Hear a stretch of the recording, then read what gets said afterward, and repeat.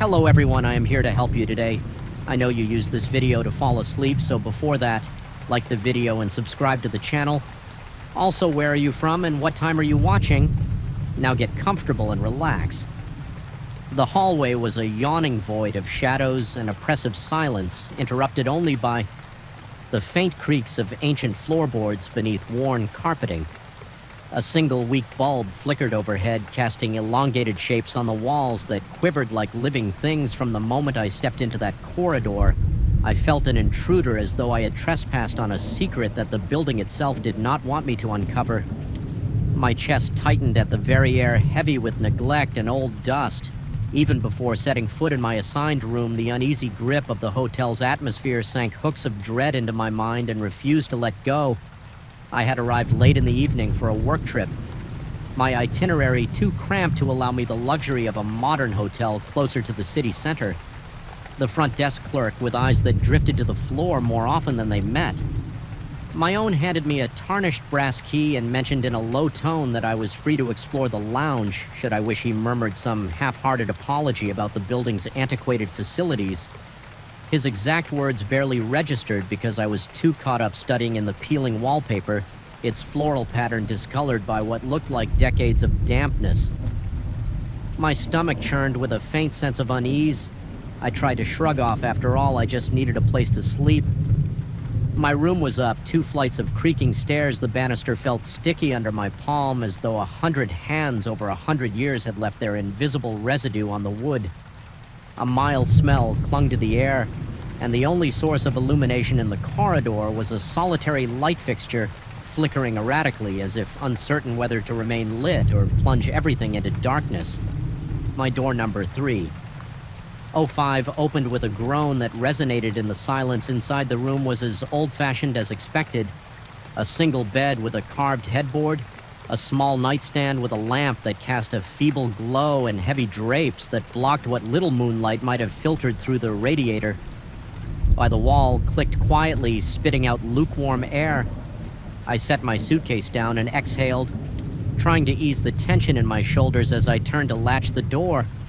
I couldn't help noticing the nameplate on the neighboring room. It had been removed, leaving only 2 rusted screws protruding from the wood. I told myself it was just one more example of the hotel's age. Nothing more. My mind resisted any creeping thoughts about what might have happened to the original nameplate, or why nobody had bothered to replace it. The first sign that something was off came just before midnight. I was lying in bed, the comforter too thin to shield me from the building's pervasive chill. Despite my exhaustion, sleep evaded me. The silence in the corridor had a peculiar quality. It felt alive, stretching and contracting like a held breath. Then I heard footsteps, soft and hesitant, as though someone were pacing back and forth, unsure of where to go or what they intended to do. My heart thumped against my ribcage. I tried to convince myself that maybe another guest was simply restless, or perhaps the old structure was just groaning. With the wind, curiosity got the better of me. I slid out of bed, feeling the rough fibers of the carpet under my bare feet. Each step I took toward the door heightened my anxiety. My pulse roared in my ears as I opened it, expecting to confront someone in the corridor, but there was nothing, only the same weak overhead light quivering. The footsteps ceased the instant I stepped out at the far end of the hallway. I could have sworn I saw a faint movement, a shifting of shadow or a silhouette that vanished as soon as my eyes tried to focus, but that might have been my imagination. The emptiness of the corridor challenged me to prove otherwise. I closed my door softly, trying not to disturb whatever intangible presence might be lurking there. The second I turned around, I heard a slam. It came from the adjacent room, the one missing its nameplate. The sound jolted through me like an electric shock. My hands went cold, and I could hear my breathing raspy and shallow, as if my lungs were suddenly starved of oxygen. I inched closer to the wall that separated my room from the neighboring one, and felt a tremor of fear vibrate in my bones under the door. A narrow strip of yellow light flickered on and off, as if someone inside was pacing with a flashlight. The floor creaked, or maybe it was the bed frame or the radiator. Then came a sound that almost froze the blood in my veins. Something akin to muffled cries, not quite screams, but certainly more than mere whispers. I pressed my ear to the wall, my skin prickling. It was a low moaning interspersed with what sounded like hurried movements, shuffling feet, a jolt of something heavy hitting the floor, and then an abrupt hush. My heart pounded so violently that I half expected it to burst through my ribcage. I had the insane urge to knock on the door to demand to know what was happening in there, but terror rooted me in place. I hesitated for what felt like an eternity before deciding to go to the front desk. By the time I reached the lobby, my breathing had steadied somewhat, but my nerves still buzzed. The clerk looked up at me with an expression that seemed more worried than surprised. I struggled to find the right words, stammering something about the room next to mine and the noises I had heard. He responded in a cautious tone that the adjacent room had been vacant for months, explaining that no one was staying there. I felt my scalp tighten as if a cold finger was sliding across it. I tried to clarify, telling him I had heard a door slam and strange sounds. He said that he checked the records, but according to everything on file, I was alone on that floor. I returned to my room more confused than ever. My sense of reality wavered, leaving me to wonder if my overworked brain had conjured the entire episode. I tried to rationalize that old buildings can produce unsettling echoes. Pipes can clang, and the mind can interpret those noises in sinister ways when one is tired. Yet none of those rationalizations fully explain the flickering light or the distinct sound of a door slamming. Night stretched on relentlessly, and I drifted in and out of restless sleep. At times, I was convinced I heard someone knocking. Softly on the walls, my body broke out in a clammy sweat, and my eyes snapped open in the darkness, scouring the room for any movement. Each time I checked the corridor, the flickering overhead light seemed a little dimmer, and the far end of the hallway appeared more shrouded in shadow. At one point, I thought I saw the handle of the neighboring door jiggle, but I couldn't be certain if it was just a trick of the light. Fear settled in my gut, like lead tangling with my intestines the next morning. Daylight brought a fragile sense of safety, though the gloom of the corridor never really relented. I ate a quick breakfast in the hotel lounge. The place was virtually empty, and the same clerk from the previous night was absent. Instead, another staff member, older and seemingly more at ease, offered me a brief nod. I considered mentioning what I had heard, but I felt self-conscious. Perhaps it was better not to speak about it at all. My day was supposed to be filled with meetings, so I pushed the memory aside, hoping that a busy schedule would banish the hotel's lingering negativity from my mind at work. However, I found it impossible to concentrate my mind. Replayed those night sounds repeatedly. My coworkers must have noticed my distracted state, but I pretended to focus on the tasks at hand during a break. I found myself studying my reflection in the bathroom mirror. I looked pale and drawn with dark circles under my eyes that made me look older. A wave of restlessness prickled beneath my skin as if I could not escape the uneasy presence of that corridor, not even in broad daylight miles away from the hotel. By the time I returned in the late afternoon, the sun was already dipping toward the horizon, and the building's old windows reflected a Suan orange light that gave the structure a haunted quality. That evening, I tried to make sense of the situation by exploring the hallway more thoroughly. I paced from one end to the other, observing how the floor sagged in places and how the wallpaper buckled and curled at the corners. A few doors down, I noticed a small alcove with a dusty mirror and a table that looked centuries old as my gaze passed over the reflective surface. I swore I glimpsed a shape behind me, tall and indistinct, but when I spun around, there was only emptiness. The pounding in my chest felt almost unbearable at that point, and goosebumps crawled along my arms. The unsettling feeling of being watched was suffocating. I rushed back to my room with my pulse hammering in my temples. Later, as I lay there in the oppressive silence, I braced myself for another round of unexplained sounds. Sure enough, at around midnight, the footsteps began again. They were more insistent this time, like someone pacing in agitation. My palms went clammy and my breath caught in my throat. Then came the door slam, louder than before. I shot upright in bed. Heart lurching, a quick glance at my phone told me it was just past midnight. My mouth had gone dry and every hair on my body stood on end. Determined not to cower in bed, I inched toward the door with every nerve on high alert. The corridor light was even dimmer now, as if the electricity itself were being siphoned. Away by some unseen force, my heart drummed so loudly that it was a miracle I could hear anything else. Yet I did hear it muted, shuffling just behind the door of the vacant room.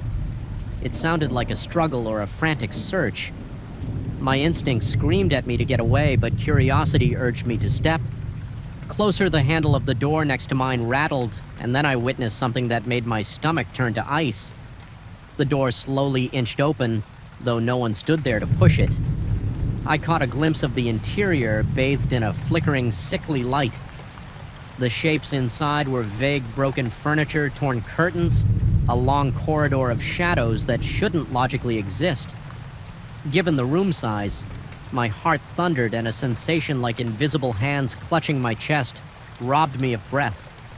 Then, just as quietly, the door shut itself with a snap that reverberated through the hallway. In a rush of panic, I bolted to the stairs.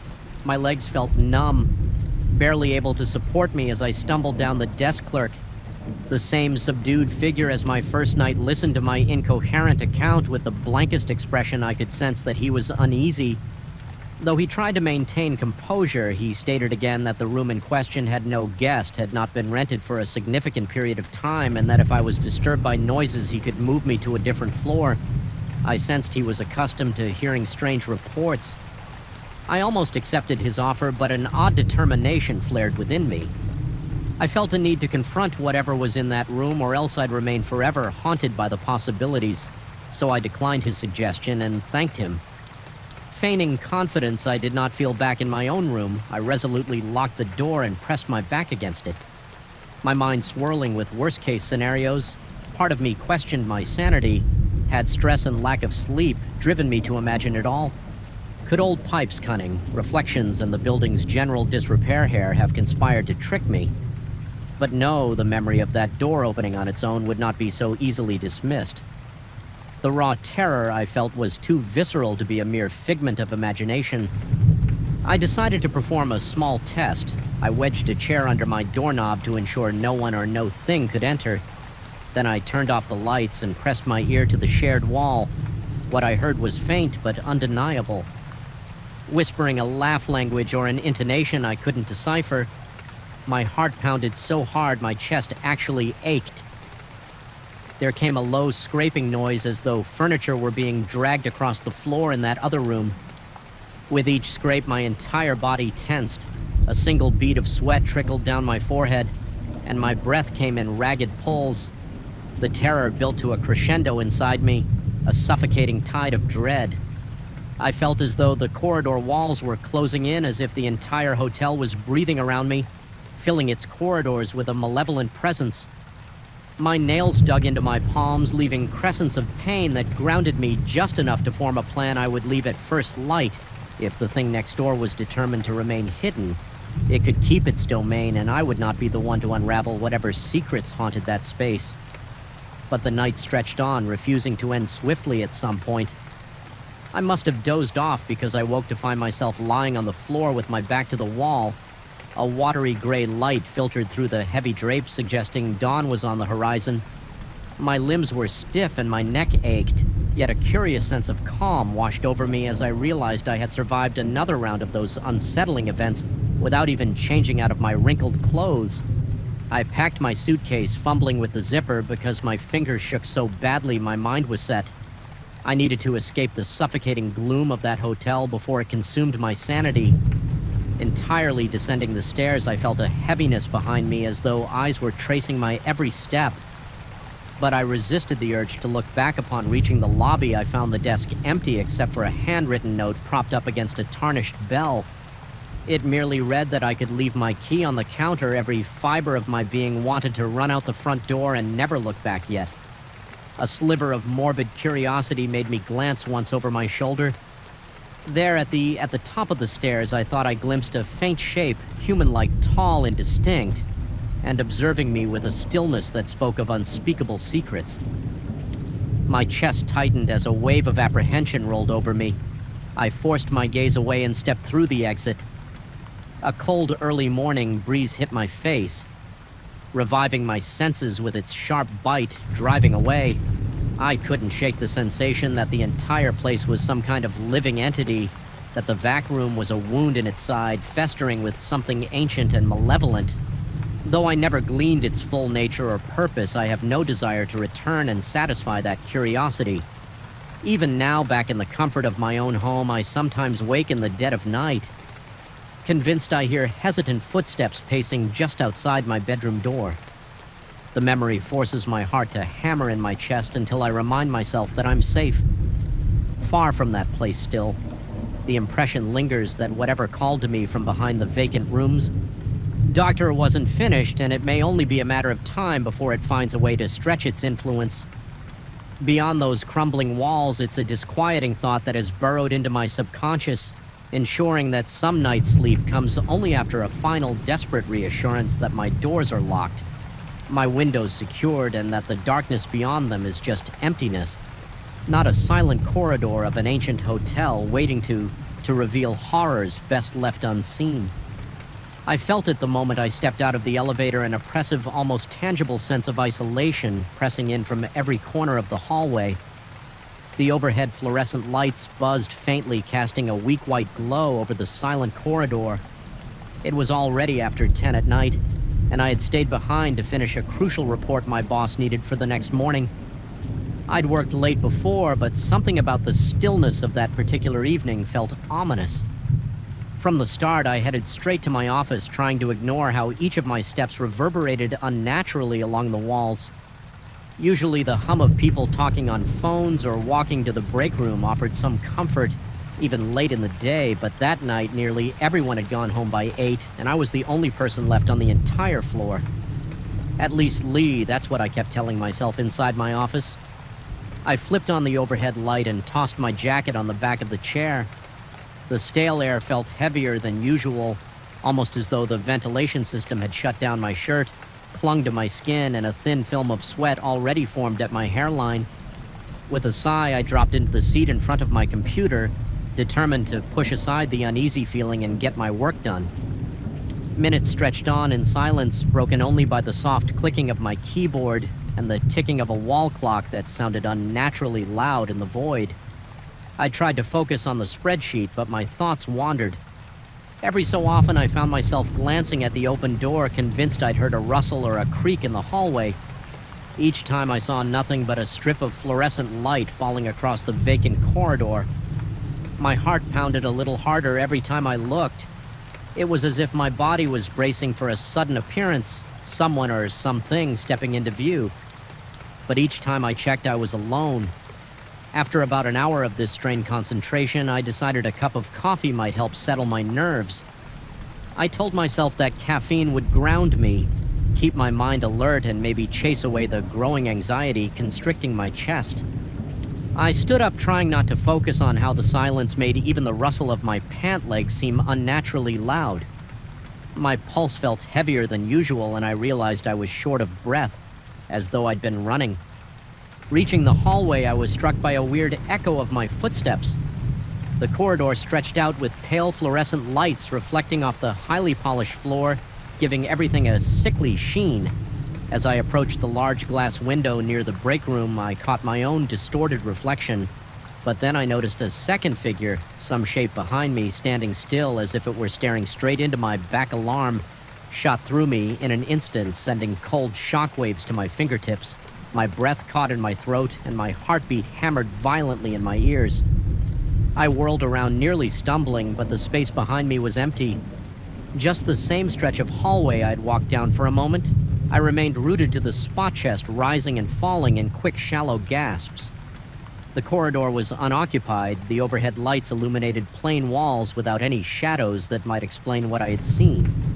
My scalp prickled, and the sweat at my temples felt cold, as if the building's air conditioning had suddenly blasted on, but I heard no roar from the vents, telling myself that maybe my eyes had played a trick in the reflection. I forced my legs to move toward the break room. The sensation that something or someone was observing me didn't fade. My every step felt like a performance for an audience hidden just out of sight. The coffee machine was the only source of noise when I arrived. The mechanical hiss and gurgle as it brewed a fresh cup. I focused on that sound, trying to pretend I was just another late-night worker in an ordinary office scenario, but the hairs on the back of my neck refused to lie flat. My mouth felt parched tongue sticking to the roof, so I gulped water from the faucet while the coffee finished. When the machine beeped, I took the hot cup and made my way back to my office. I tried to calm myself by mentally recapping deadlines and tasks for the rest of the week. It didn't help. Every so often a sudden hush descended, an emptiness that settled over the place like a shroud. A single repeated thought kept coming to mind. I was not alone, no matter how much I told myself otherwise. Back at my desk, I resumed my work. My fingers trembled slightly as I typed, and my concentration was broken by the slightest shift in lighting. Several times I stared at the door. The longer I sat there, the more convinced I became that something lurked in the hallway waiting for me to move. I tried to dismiss it as nerves and overactive imagination fueled by too many horror movies and too little sleep, but deep down there was a primal sense of dread I couldn't shake. Eventually I decided that maybe some music might keep my mind from wandering. I put on my headphones, found a familiar instrumental playlist, and turned the volume low enough so that I could still pick up on any external noise. The gentle melody did help. At first I lost myself in the monotony of data entry. My heart rate slowed and the tightness in my chest began to ease. Then the lights in my office flickered, just a momentary blink like a tired eyelid. But it was enough to make me rip off the headphones. My gaze jumped to the fluorescent tubes overhead, watching as they settled back into a steady hum. I remained frozen for a good 30 seconds, listening.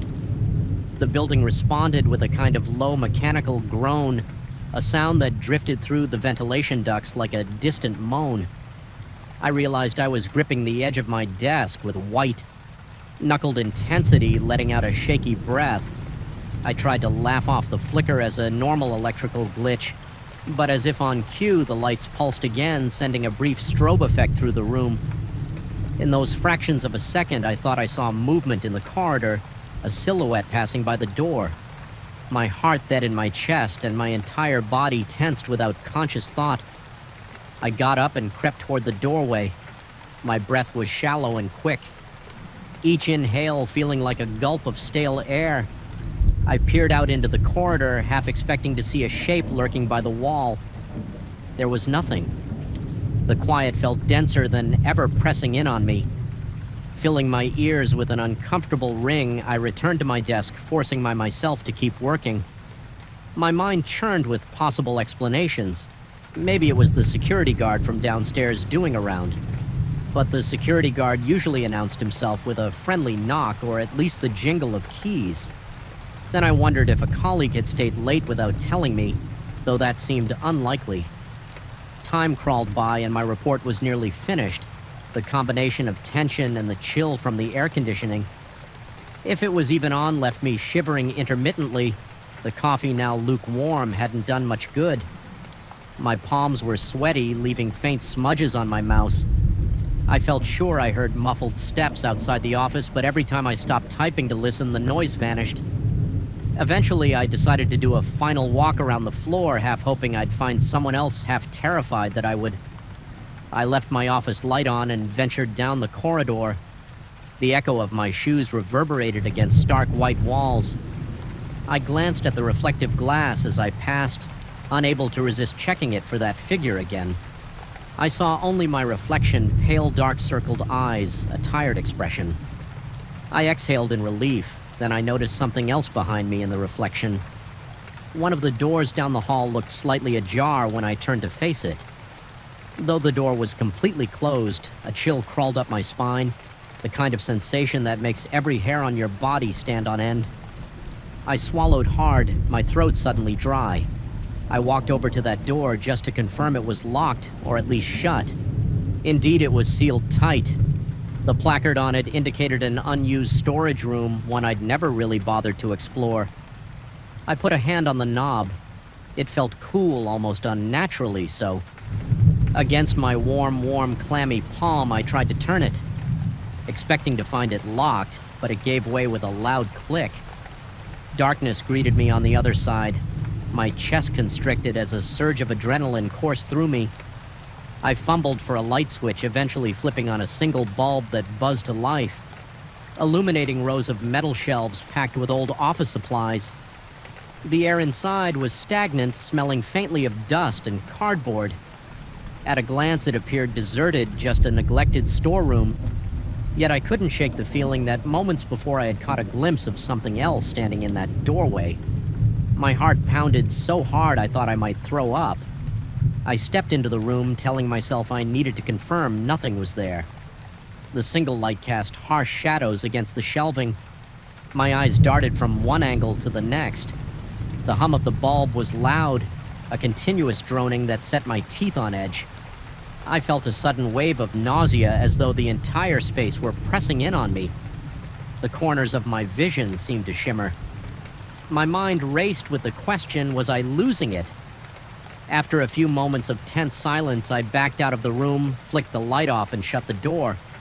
I made sure it locked this time, tugging the handle to confirm it was secure. My hand trembled with each pull, feeling an odd sense of dread. I forced myself away and headed back to my office, determined to gather my things and leave. I couldn't justify staying there any longer, not with my nerves fraying at the edges. As I made my way down the corridor again, I heard a sudden scrape on the floor, a faint dragging sound that made my blood run cold. I stopped in my tracks. The sound ceased. My body was in flight or fight mode. My lungs burned with each breath, and my heart pounded so hard it felt like it might punch a hole through my chest. I pushed forward, every sense on high alert. The overhead lights continued their intermittent flicker, so each step felt like walking through snapshots of reality. At times, the corridor seemed to stretch as if the building itself were warping. I fought the urge to break into a run, knowing that if I started running, I might not be able to stop. I just wanted to reach my office, grab my briefcase, and get out when I got there.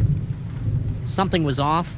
The door was ajar, even though I remembered leaving it open wide. My stomach knotted as I peered inside. The overhead fluorescent lights were off, and the only illumination came from the computer monitor. The screen displayed my unfinished spreadsheet, but the rows and columns were glitching, flashing random numbers. My chair sat at an angle as if it had been spun around. I stood at the doorway, paralyzed by indecision. Then I heard a faint whisper like a distant breeze passing through a crack. It could have been the ventilation, except it carried the unmistakable cadence of a voice. The blood drained from my face, and I felt rivulets of sweat roll down my temples. My eyes darted around the dim office, searching for an explanation. My breathing was loud in my own ears, ragged and shallow. For a moment, I questioned whether I was physically safe. Was it a stranger who had wandered in, or something I couldn't understand? A primal instinct roared in my mind, telling me to get away from that office. But my bag and keys were inside, and I refused to leave them behind. Summoning courage from the pit of my stomach, I stepped into the darkness, heart drumming like a warning. My hand groped along the wall until I found the light switch. I pressed it, and the fluorescent lamp above clicked and flickered to life. The room looked as it always did, except for my computer screen, which still glitched with random symbols. Then in the reflection of the monitor, I saw the silhouette again, standing directly behind me. The color drained from my vision. My lungs seized. I whipped around, a strangled gasp escaping my lips. Nothing was there. I backed up against my desk, knocking some papers to the floor. The tension in my muscles was so severe I thought I might collapse under the weight of it. With trembling hands, I forced myself to shut down. The computer grabbed my bag and stumbled into the hallway. The corridor lights flickered in that same erratic pulse, as though they were timed to the pounding of my heart. I made a beeline for the elevator, not daring to look into the reflective windows or the dark corners of the hallway at the elevator doors. I slammed the call button repeatedly. The wait felt interminable. Each second stretched on as I struggled to keep my composure. I thought I heard footsteps behind me again, but I refused to turn around. Every instinct telling me that if I looked, I'd see something I didn't want to see. When the elevator finally arrived with a sterile ding, I nearly leapt inside and jabbed the button for the lobby. The doors slid shut, sealing me in a small fluorescent-lit box that felt almost as claustrophobic as the corridor. The overhead light was harsh. making the sweat on my face glisten. I stared at the digital floor numbers descending, counting them down in my head like a survival mantra. On the 5th floor, the elevator abruptly lurched as though it might stall. My breath caught in my throat, panic swarming in my mind. I prayed it wouldn't trap me between floors. A chill ran through my body as the elevator groaned and resumed its descent. I exhaled shakily by the time the doors opened onto the lobby. My legs felt weak and my shirt was damp with sweat. The security desk at the ENT entrance was empty, though usually someone was there. 24/7, my boss had earlier sent a text about the guard stepping away for a short break, so I rationalized it was normal yet. The emptiness echoed with menace. I crossed the lobby as quickly as I could without breaking into a sprint. The automatic doors slid open to a mercifully quiet street, bathed in the low glow of street lamps. Outside, the cold night air slapped me in the face, and I gulped it down. Trying to calm the tremors in my body, I hurried to my car, fumbling with my keys. My hands shook uncontrollably, and each breath burned my throat.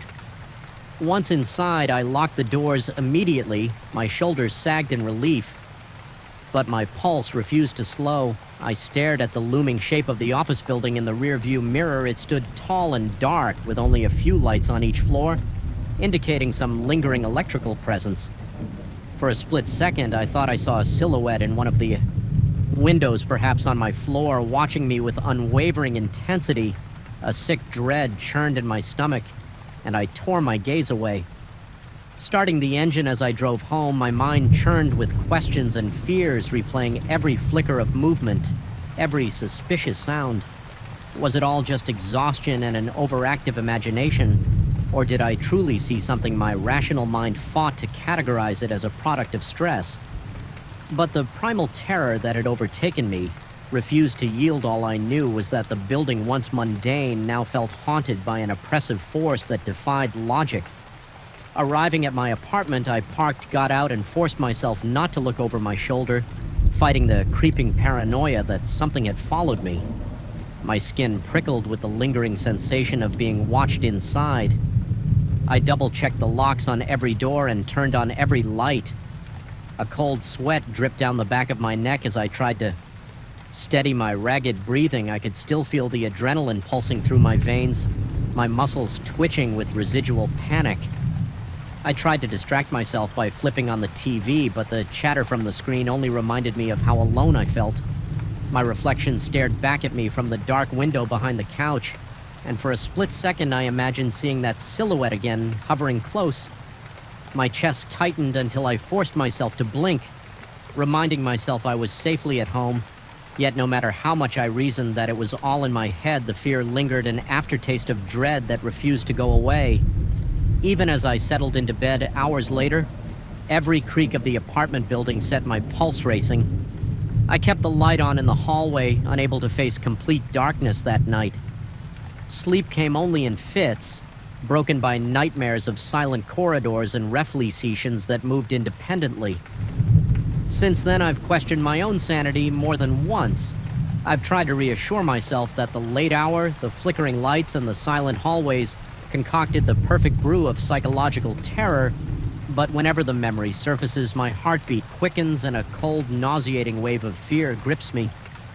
Part of me knows there was something in that office building that night, some presence I can't identify or rationalize away, and even though I escaped the memory of it, clings to me, whispering in the back of my mind that the boundary between what's real and what's imagined isn't nearly as solid as I once believed. I still work at the same company, though I've made it a point never to stay past 7 whenever I find myself near that reflective window after dusk. I can't help but avert my eyes, terrified of what I might see behind me. And some nights when I'm alone at my desk, I swear, I feel a prickling gaze boring into the back of my neck. A voice in my mind begs me to turn around, but I refuse. Gripped by the certainty that if I look, that figure will be waiting silent and motionless, just as it was in the reflection, daring me to confront a terror that defies any explanation I can bear to live with. I arrived at the old cabin just before dusk on a Monday, and the sky was already painted in eerie shades of purple and gray. The wind led through the towering pines surrounding the property, creating an unsettling chorus that never seemed to stop. Even stepping out of my car felt strangely oppressive, as though the night itself watched me. Something about that expanse of silent trees and the single flickering porch light made me question my decision to seek solitude. In such a remote place, I remember pausing for a moment, heart-thudding, wondering if a quiet mountain retreat might prove too quiet for my own good. I came to the mountain seeking peace. Work had been suffocating and I craved an escape. I planned to spend 2 weeks in complete seclusion with no distractions other than a notebook, my laptop, and a few books for inspiration in my mind. This rustic cabin would be the perfect place to refocus and let creativity flow. The owner had told me in a rushed phone call that the property was old but structurally sound, and that the surrounding land stretched for acres. I recall him sounding almost relieved that I wanted to stay there, as if the place had been vacant for too long. He recommended I arrive before nightfall because the narrow dirt roads became treacherous in the dark, but I almost wanted that sense of danger. I'd lost my creative spark months ago, and I hoped that a brush with the unknown might reignite it. The interior of the cabin was modest: bare wooden floors, faded wallpaper, a single bedroom, a small kitchen, and a living area with a stone fireplace. The furniture looked worn, each piece sagging from age or neglect. Despite the musty smell, I could appreciate the old-world charm. I found a small desk in the corner of the living area, perfectly placed near a window that overlooked a stretch of pine trees. It felt right a quiet place to set up my things and let ideas spill onto the PH. If only the atmosphere had remained tranquil on the first night. Everything seemed normal, at least by the standards of an old wooden house in the woods. The floorboards creaked whenever I shifted my weight. A draft slipped through hidden cracks, causing the curtains to flutter. Just enough to catch my attention, I lit a small fire in the fireplace to fight the mountain chill, and its light danced across the walls in a comforting, hypnotic pattern. There was no hum of traffic outside, no lights from neighbors' windows, just the rustling of leaves and branches in the wind.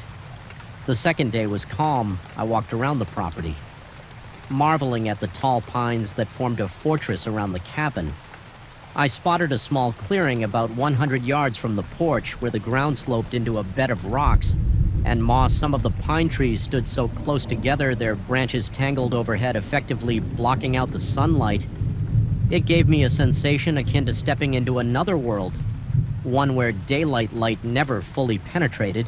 Although I felt a slight chill, I convinced myself it was just the cold mountain air. During the afternoon, I wrote a few pages in my notebook, feeling proud of my productivity. The cabin, for a brief moment, seemed like an ideal writer's haven, but that sense of peace vanished.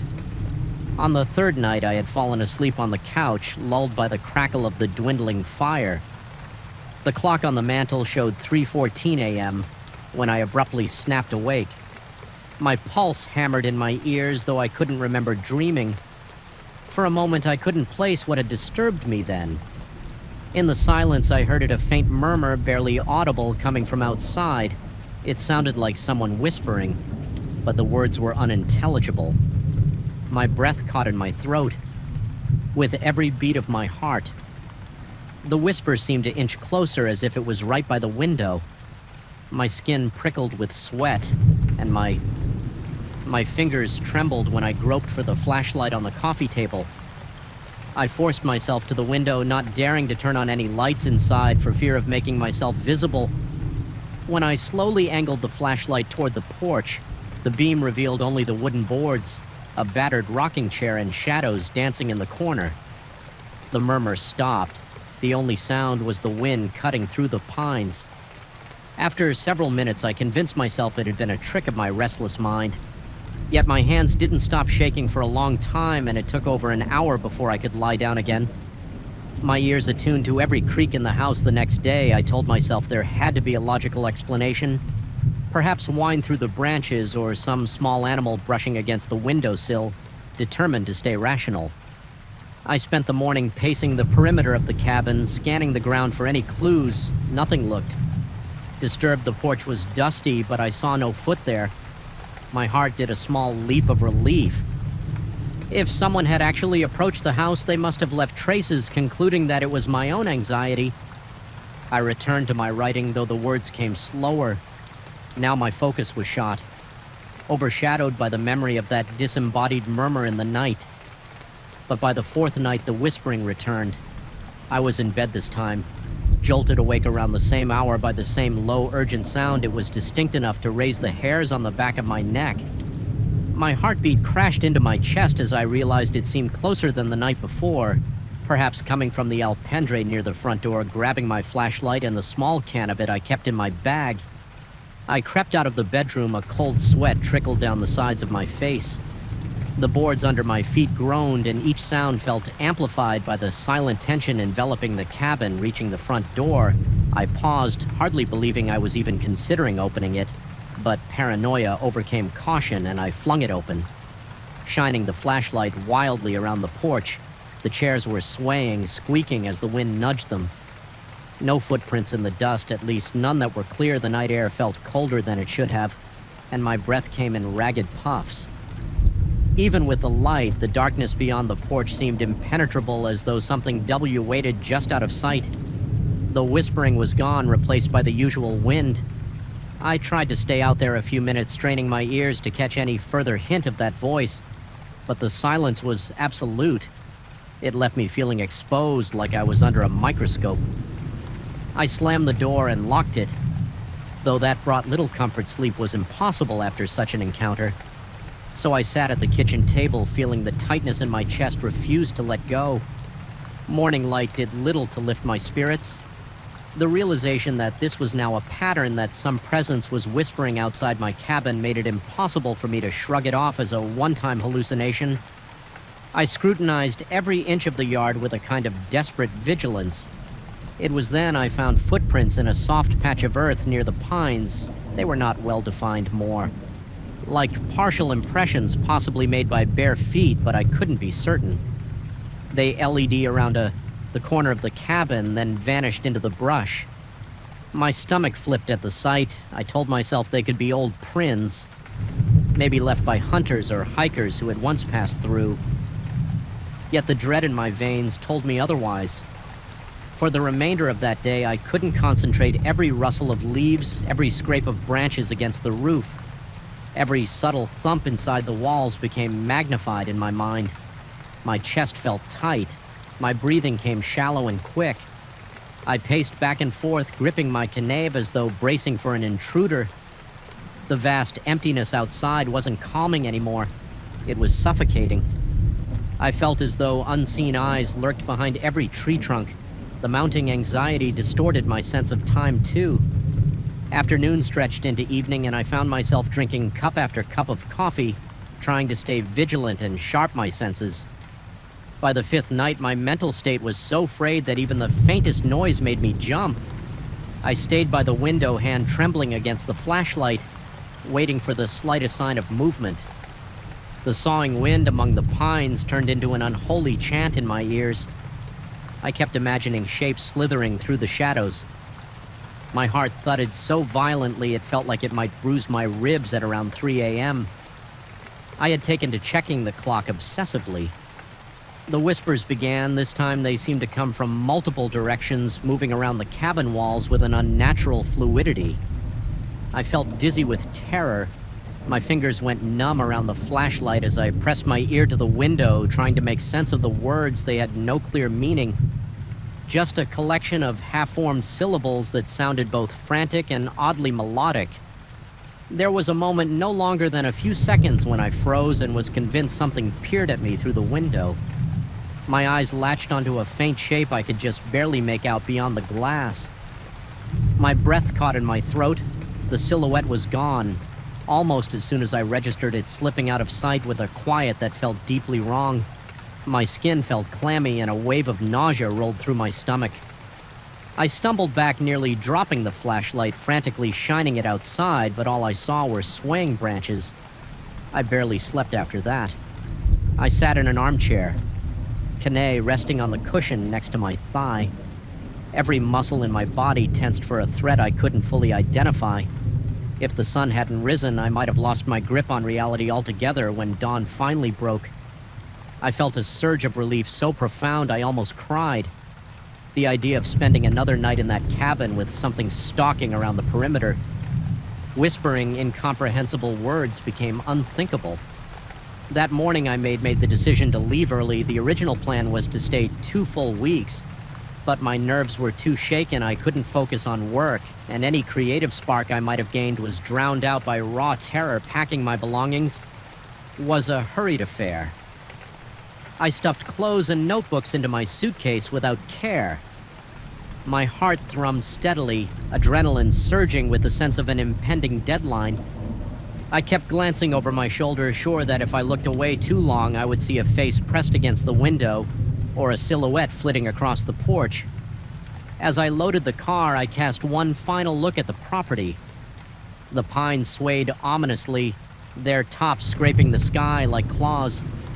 The cabin stood quiet and unassuming, bathed in daylight, looking nothing like the menacing place it had been at night. My heart pounded with a mix of relief and dread. In some twisted way, I had the fleeting impression that the cabin knew I was leaving, that whatever resided there was sorry to see me go. The mere thought sent a shiver down my spine. My hands were cold as ice and beads of sweat dotted my forehead. Despite the crisp morning air driving away, I tried to rationalize the events. Could it have been the wind combined with an overactive imagination? Was my mind playing tricks on me due to isolation and lack of sleep? A part of me desperately wanted to believe that. But the memory of those footprints, that silhouette, and those maddening whispers clung to me. The sensation that I was being watched didn't abate until I was miles down the winding road, passing a sign that marked the edge of the property. Even then, I half expected to glimpse movement in my rearview mirror, the owner later asked.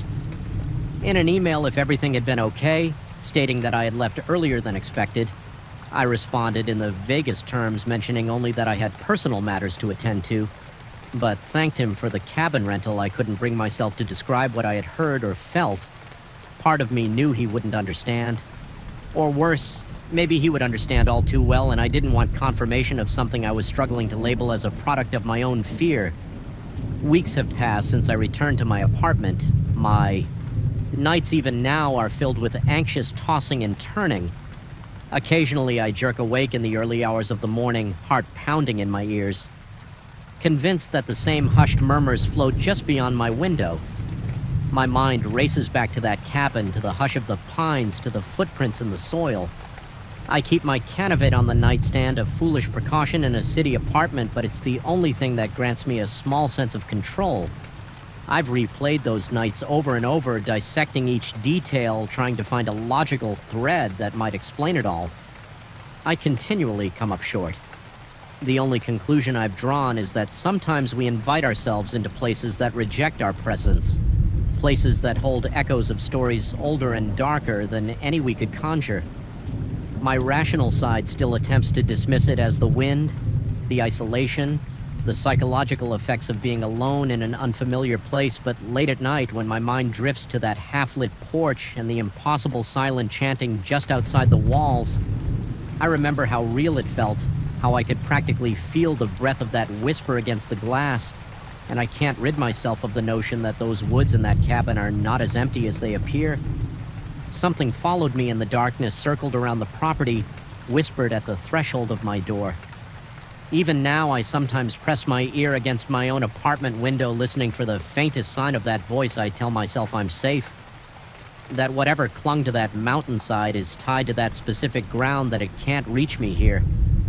Yet there's a drawing dread, an ever-present echo in my mind that won't be silenced. I suspect that if anyone else ever sets foot in that old cabin, they too will hear those night murmur weaving in and out of the pine branches.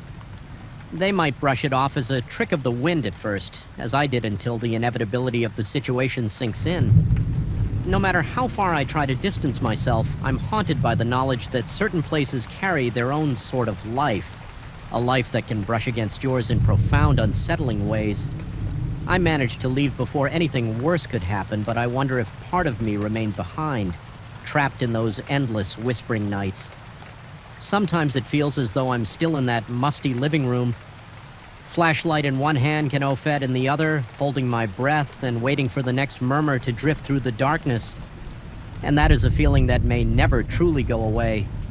And darkness swallowed my new home from the moment I first stepped inside. The thick, stagnant air seemed almost alive, settling heavily on my shoulders as I flicked the light switch in the foyer. A single bulb sputtered to life overhead, casting a weak, quivering glow across walls stained with years of neglect. Right away, a prickle crawled up my spine as if someone hovered just beyond my field of vision. Yet this old house was the best I could afford, so I told myself that I was just being paranoid. I remember letting out a long breath as I locked the door behind me, uncertain whether I felt secure or as though I just sealed myself in with something unnamed and waiting. I moved here primarily for the low cost and for its convenient proximity to the city center. The house, a once stately Victorian with a tall, sagging roof and peeling paint, sat on a quiet street, within walking distance of shops, restaurants, and my workplace on paper. It was ideal. Cheap, accessible, large enough for me to have an office on the ground floor, but the instant I walked in, I sensed that the interior was wounded by time and secrets. The floorboards in the hallway creaked under my weight, releasing puffs of dust as though exhaling the memories of previous tenants. Despite my unease, I forced myself to consider practicalities. Minimal commute, more space, and a price so low it almost felt like theft. Unpacking my few belongings kept me distracted during the first 2 days. I was determined to make this place feel like home, so I scrubbed the surfaces, removed battered curtains that are of mothballs, and opened the windows to let in fresh air. Each room had its own peculiar odor, an earthy mix of mildew and stale perfume that no amount of cleaning seemed to erase. The house responded to my presence with deep groans at night, as if the wood and stone were shifting in protest. I tried not to dwell on those noises, rationalizing them as normal in any old structure. Then came the third night I had fallen asleep around 10 o'clock, exhausted from rearranging furniture and dealing with a leaky faucet in the upstairs bathroom. Sometime after midnight, I was ripped from a dreamless slumber by the sound of a door slamming shut. Downstairs, my heart fluttered in my chest, jarring me awake so abruptly that my head spun. It wasn't a subtle noise. It resonated through the entire house, echoing up the staircase and rattling the frames on the walls.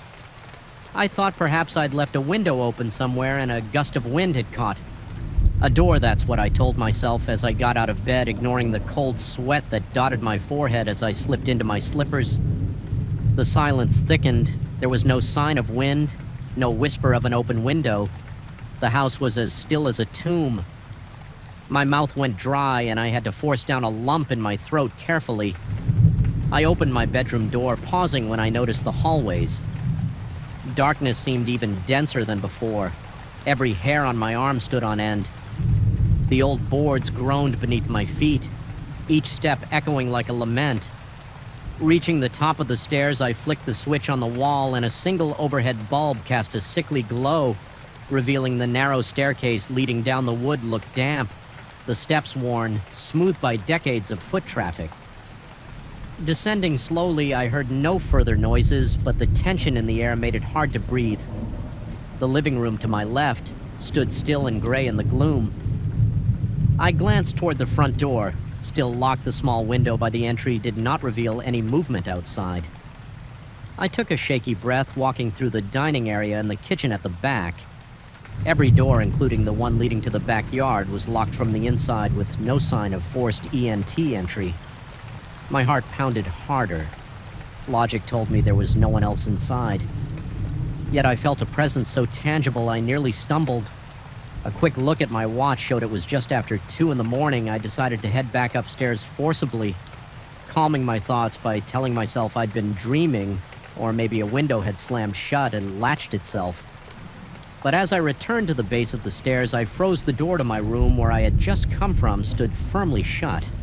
I knew I had left it open. My pulse thundered in my ears as I reached for the banister. That door had been ajar. I was certain the hair on the back of my neck stood stiff, and I felt a trickle of sweat roll down my temple. Moving quietly, I crept up each step with each footfall. The sense of being watched intensified. My fingers trembled as I touched the doorknob to my room. The metal felt strangely warm, as though someone had just grasped it from the other side. I attempted to steady my breathing as I stood there. The knob jerked subtly in my hand, twisting under my palm, no push accompanied. The twist just that terrifying rotation as if invisible fingers were testing it. My throat went tight, and for a few seconds I couldn't do anything but watch the metal spin in place. Moving as though guided by an unseen hand, I whispered to myself that I had to stay calm. That maybe the old mechanics of the door were sticking. But even as I tried to rationalize it, I felt my chest constricting my lungs, desperate for a proper breath. My heart hammered so forcefully that each beat felt like a strike against my ribs. Finally, I mustered the nerve to push the door open. The room beyond was empty, illuminated by a single lamp I had left on the window was shut. The curtain still, and not a single shadow flickered. Shaking, I closed the door behind me, turning the lock before pressing my back against the wood. I listened intently for several minutes, hearing only the unsteady rhythm of my own breathing. Then gradually exhaustion and a creeping sense of normalcy lulled me into an uneasy sleep the next morning. The events of the night seemed hazy, like a nightmare that lingered at the edge of consciousness. I went about my day intentionally avoiding the darkest corners of the house. My routine was ordinary. I brewed coffee, checked work emails, and showered in the daylight. Everything looked merely old and in need of renovation, not necessarily haunted or dangerous, yet a persistent anxiety gwetted me, making even mundane tasks feel loaded with dread. I told a coworker over the phone that I was adapting to the house's quirks. I said it with a laugh that sounded forced, hoping the conversation would convince me to believe my own words. That evening, I tried to find some records about the house's history at the local library. My research turned up vague hints of prior owners selling it, quickly never staying more than a few months. One source implied the building had been used as a boarding house decades ago, but no official documentation confirmed that. A neighbor I encountered on my way home mentioned in hushed tones that the house had a reputation for giving people the creeps. She quickly changed the subject, though, and diverted the conversation to more neutral territory. I sensed she didn't want to talk about it further as darkness fell again. My nerves started tingling with anticipation.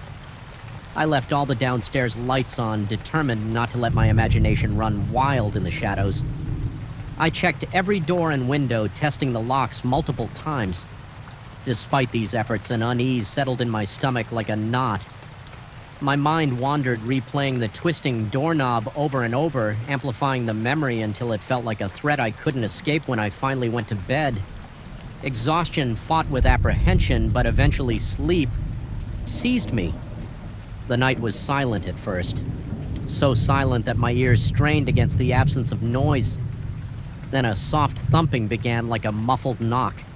It was so faint that at first I believed it was my pulse pounding in my ears, but as it grew louder, I realized it was coming from behind the walls, moving at irregular intervals, sometimes times near my headboard, sometimes seeming to shuffle toward the ceiling. My body tensed, and I felt the hairs on my arms prickle again. My breath stuttered in shallow gasps. I wanted to jump out of bed, but I couldn't summon the courage to fling my door open and chase the sound in the dark. Instead, I lay there skin clammy, waiting for morning. Eventually, exhaustion overtook me, and I drifted into a restless nightmare, fueled sleep over the next several nights. The strange incidents compounded. The faint thumping evolved into scratching sounds emanating from behind the walls. A rancid odor began to waft through the kitchen whenever I flicked on the light. Only to vanish moments later, a cold spot developed in the upstairs hallway directly in front of the door to a small linen closet. Each time I passed it, my breath turned to fog in the air, and my body was racked by violent shivering. I considered whether there could be mold, a draft, or a hidden vent, but nothing logical accounted for the intensity or suddenness of that chill one evening as I approached the closet to investigate. My flashlight flickered erratically, casting wild shadows across the walls. A buzzing sensation coursed through my arm, making me drop the flashlight before I could pick it up. The closet door rattled violently. My knees nearly buckled with fear, and my heart pounded so hard that black spots danced in my vision. I retreated to my bedroom room, slamming the door. My hands trembled so badly I had trouble locking it. I could feel a tingling under my skin as though adrenaline surged through every cell. Making me lightheaded in that moment, I recognized that it wasn't just the house's age. Causing these events, there was a presence, a powerful, malevolent force that wanted me to feel its anger or its anguish, or both. I started questioning my own sanity, wondering if stress was leading me to hallucinations. My job had been intense lately, and money was always tight, so maybe my nerves were frayed, yet as much as I tried to dismiss the events, the physical sensations were too real. The doorknob turning in my hand, the freezing cold spot, the nauseating stink that came and went with no trace. Each of those experiences left me drained on edge, convinced that something beyond the realm of explanation was targeting me. One particularly harrowing night, I woke around 3 a.m. to the sounds of frantic movement downstairs. It resembled heavy footsteps pacing through the living room, accompanied by muffled bangs as if furniture was being shoved or toppled. Despite how terrifying that might have been for anyone else, a strange cold determination settled over me. I decided that I couldn't keep cowering in my room. I picked up a metal flashlight, my only real weapon, and forced myself to descend the stairs. My heart thundered, my breathing quick and shallow. My palms left sweat stains on the flashlight's grip. When I reached the living room, I found it in perfect order. No chairs overturned, no furniture moved, not a single rug out of place. The only sign of disturbance was the thick coat of dust, dancing in the beam of my flashlight as though the air had been violently stirred just moments before then. From the corner of my vision, I saw a shape flicker by the window, a human-like silhouette that vanished the instant I whirled around to confront it for one heart-stopping second. I thought I felt something brush against my shoulder. A breath of cold air slid across my neck, and I let out a shuddering gasp. My stomach twisted with revulsion, and I nearly stumbled backward, my legs weak from fear.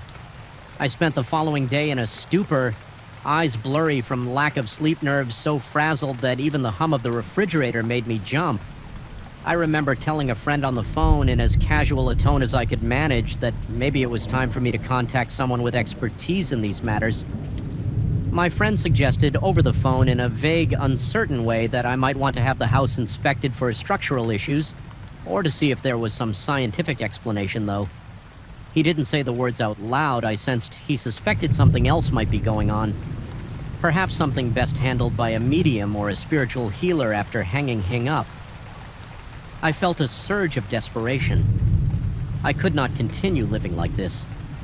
Before I could act on that desperation, the house made a move of its own. Late that afternoon, an oppressive feeling of dread overwhelmed me as I walked into the upstairs hallway. The cold spot was back stronger than ever, and I was hit with the unmistakable sense of being watched. It felt as though eyes were boring into my back. Following my every move, I spun around, seeing no one but the linen closet door creeped open on its own, revealing shadowy darkness within. A foul stench billowed out, making my stomach churn. My flashlight flickered again, the beam dancing on shelves lined with old towels. Something behind those towels drew my focus, a section of plaster that looked uneven, almost wet. My pulse quickened as I reached out. Pushing the towels aside, the plaster practically crumbled at my touch. Closing a narrow gap in the wall, it was pitch black, but the smell was stronger here. Decay mingled with something sour. I shone the flashlight and the beam landed on a small recess where something glinted. Steeling myself, I reached in and pulled out a dusty metal box. The lid was slightly ajar. Inside were yellowed photographs, letters, and bits of tarnished jewelry. The letters were written in a neat hand, detailing repeated experience. S in the house footsteps, whispers at night, doors slamming. It was as though I was reading my own account, but from someone who had lived here decades before me. A wave of nausea hit me. My vision blurred momentarily, and my heartbeat accelerated so violently I thought I might faint. The letters ended abruptly, with the writer explaining they were leaving the house for good. No mention of what they believed was tormenting them. Only that they couldn't bear it any longer. Their parting note read in scrolled handwriting that if anyone found this box, they should do the same. My chest felt tight, and I forced myself to breathe slowly to avoid spiraling into a panic attack. I realized then that I wasn't just reading a relic of the past, I was confronting my own terrifying present. A wave of dread poured through me, cold as ice water. The words felt like a direct warning from someone who had endured what I was enduring. The walls seemed to close in, and every sound in the house magnified the drip of the faucet, the hum of the electricity, the frantic pounding of my heart, clutching the box. I made a decision I would not let this presence consume me with fear. It was time to go. I gathered the items that mattered most. My wallet phone, a change of clothes. The rational part of my mind told me to grab more, but I didn't dare stay a minute longer than necessary. My lungs felt like they were on fire. From panting in short, sharp bursts with trembling hands, I walked down the stairs half expecting the door to the outside to slam shut or lock itself, but it didn't. There was only a quiet sense of anticipation in the air, as if the entity within the walls was watching to see if I would run or stand my ground. When I reached the front door, I felt a final rush of cold behind me, a presence so close it sent goosebumps rippling across my skin for the briefest moment. I sensed something looming over my shoulder, an unseen shape that radiated malice and desperation. My heart thudded painfully, and I gripped the doorknob, flinging the door open with more force than necessary. It crashed against the wall, letting a flood of cool night air wash over me like a cleansing wave. I stepped outside and turned to face the interior. In the glow from the streetlight, the foyer looked innocently old, just a worn entryway in a house that needed care. Yet I knew what lay beyond that veneer. There was a malevolence in those walls that no amount of renovation could erase. Even standing on the threshold, my skin prickled, and the small hairs at the back of my neck stood on end. It felt like the house itself was breathing slowly, a living, pulsing entity resentful of my departure. I left that night, not bothering to lock the door behind me. My pulse gradually slowed as I walked down the sidewalk, getting farther from the porch. I could feel the weight lifting off my shoulders with each step. Yet even now, I can't completely shake the oppressive sensation that clung to me during those final moments. Sometimes I catch myself checking over my shoulder in my new place, scanning for flickers of movement in the corners or listening for that telltale scratching. Behind the walls, a part of me fears that if I stop being vigilant, whatever lurked in that house will find me again, or that I might discover one day it never really let me go. I may have escaped physically unscathed, but my psyche bears the scars of what I experienced in that old Victorian, the claustrophobic darkness, the twisting doorknob in the middle of the night, and the silent, suffocating presence. Behind the walls remain lodged in my memory. I still can't explain what happened in that place, whether it was some restless spirit or just my overwrought mind. All I know is that when the house decided to make itself known, it did so in ways that defied rational thought and left me terrified to the core. Even now, recalling those nights makes my chest tighten. Fear rattles in my bones like an echo of the house's incessant, haunting groans. Though I walked away, part of me stayed behind in that musty hallway where the air was perpetually stale and shadows moved of their own accord. I sometimes wake in a cold sweat, convinced I hear a door slamming somewhere far below my bedroom, followed by the slow, deliberate turn of a doorknob. And in those moments, I wonder if I'll ever truly be free from the memory of that place, or if it will forever remain a shadow at the corner of my vision, waiting for the day I let my guard down just enough to let it back in. The fluorescent lights in the factory corridor always seemed to hum in discord, a low electric buzz that clawed at my nerves whenever I was alone on that particular night. I remember feeling the weight of the silence between those pulsating lights. It was the kind of quiet that wasn't really quiet at all. More like a vacuum where every step reverberated off the high ceilings and distant walls. I had grown used to working nights, used to the echo of my own footsteps, used to checking corners, just to be sure I wasn't imagining things lurking in the shadows, but that night felt different from the start. There was a suffocating pressure in the air, a nagging sense that I wasn't the only one haunting those corridors. I clocked in just before midnight. The usual routine, the factory operated 24 hours a day, churning out machinery parts with an endless mechanical roar that sometimes stopped making sense. If I listened too closely, my shift was typically spent walking the perimeter, making sure the machines were running smoothly and the emergency systems were in check. The managers liked to have someone on site who could react to power outages, accidents, or the occasional short circuit that rattled the production line. I never minded the loneliness. In some ways, it was a relief not to be stuck in a crowd. Yet that night, loneliness became something else, a primal fear of emptiness. An hour into my shift, I noticed an emergency light in the far corridor flickering ominously. Its pale dying glow illuminated a narrow stretch of wall revealing scuffed paint and years of grime where people rarely walked. I thought it was just a loose connection or an old bulb. Nothing out of the ordinary, but the way it kept sputtering, flashing erratically, gave me a gnawing feeling in the pit of my stomach. I decided to change the bulb right away, mostly to prevent any potential electrical issues, but also to shake off the uneasy sensation that kept crawling up my spine as I approached. I heard a faint tap-tap echo through the corridor. It might have been the sound of dripping water from one of the exposed pipes overhead. The building was old, and random noises were not unusual. Still, something about that rhythm made my heart pound. I tried to ignore it, focusing instead on the flickering light above me. I dragged a small stepladder closer, carefully climbed up and began unscrewing the old bulb halfway through the process. I glanced down the corridor to ensure nothing was rolling toward me. Forklifts and pallet jacks sometimes got left out, and I didn't want to be in anyone's path. That's when I saw it, a shadow on the far wall, distinctly human in shape, standing perfectly still. I froze at first. I assumed it had to be my own silhouette cast by the sporadic light. But the angle was all wrong. I leaned left, leaned right, wiggled my arm slightly. My own shadow should have shifted too, but this one didn't budge.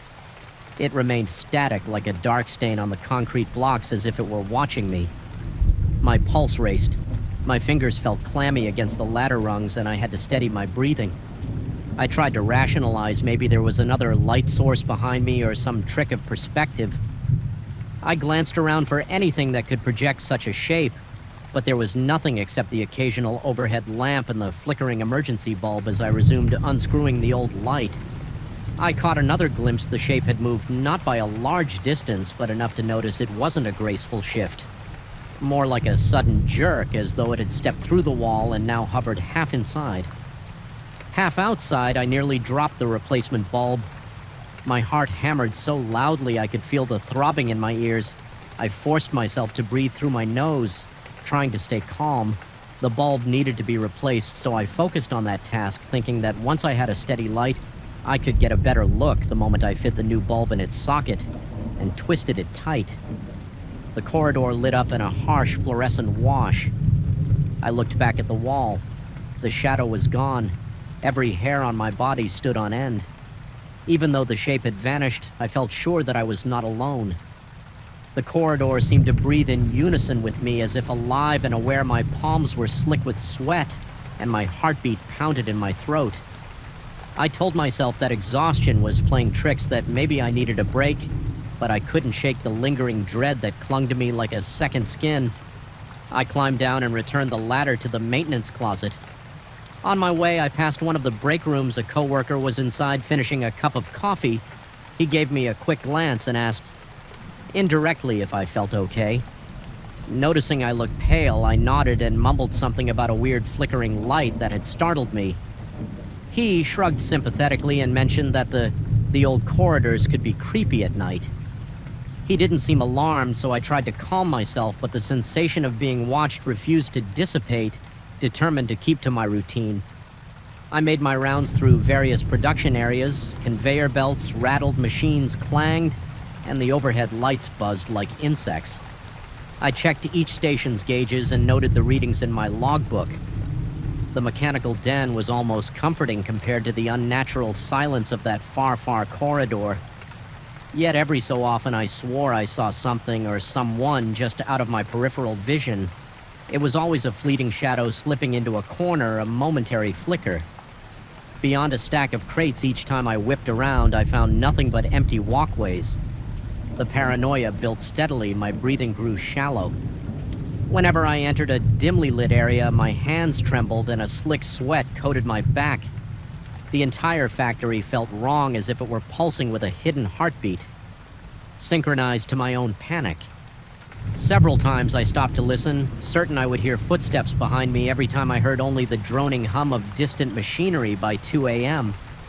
I'd circled back near that corridor. I felt compelled to check it again to prove to myself there was a perfectly logical explanation for the shadow. The new emergency light shone brightly over the spot, making the hallway almost too bright.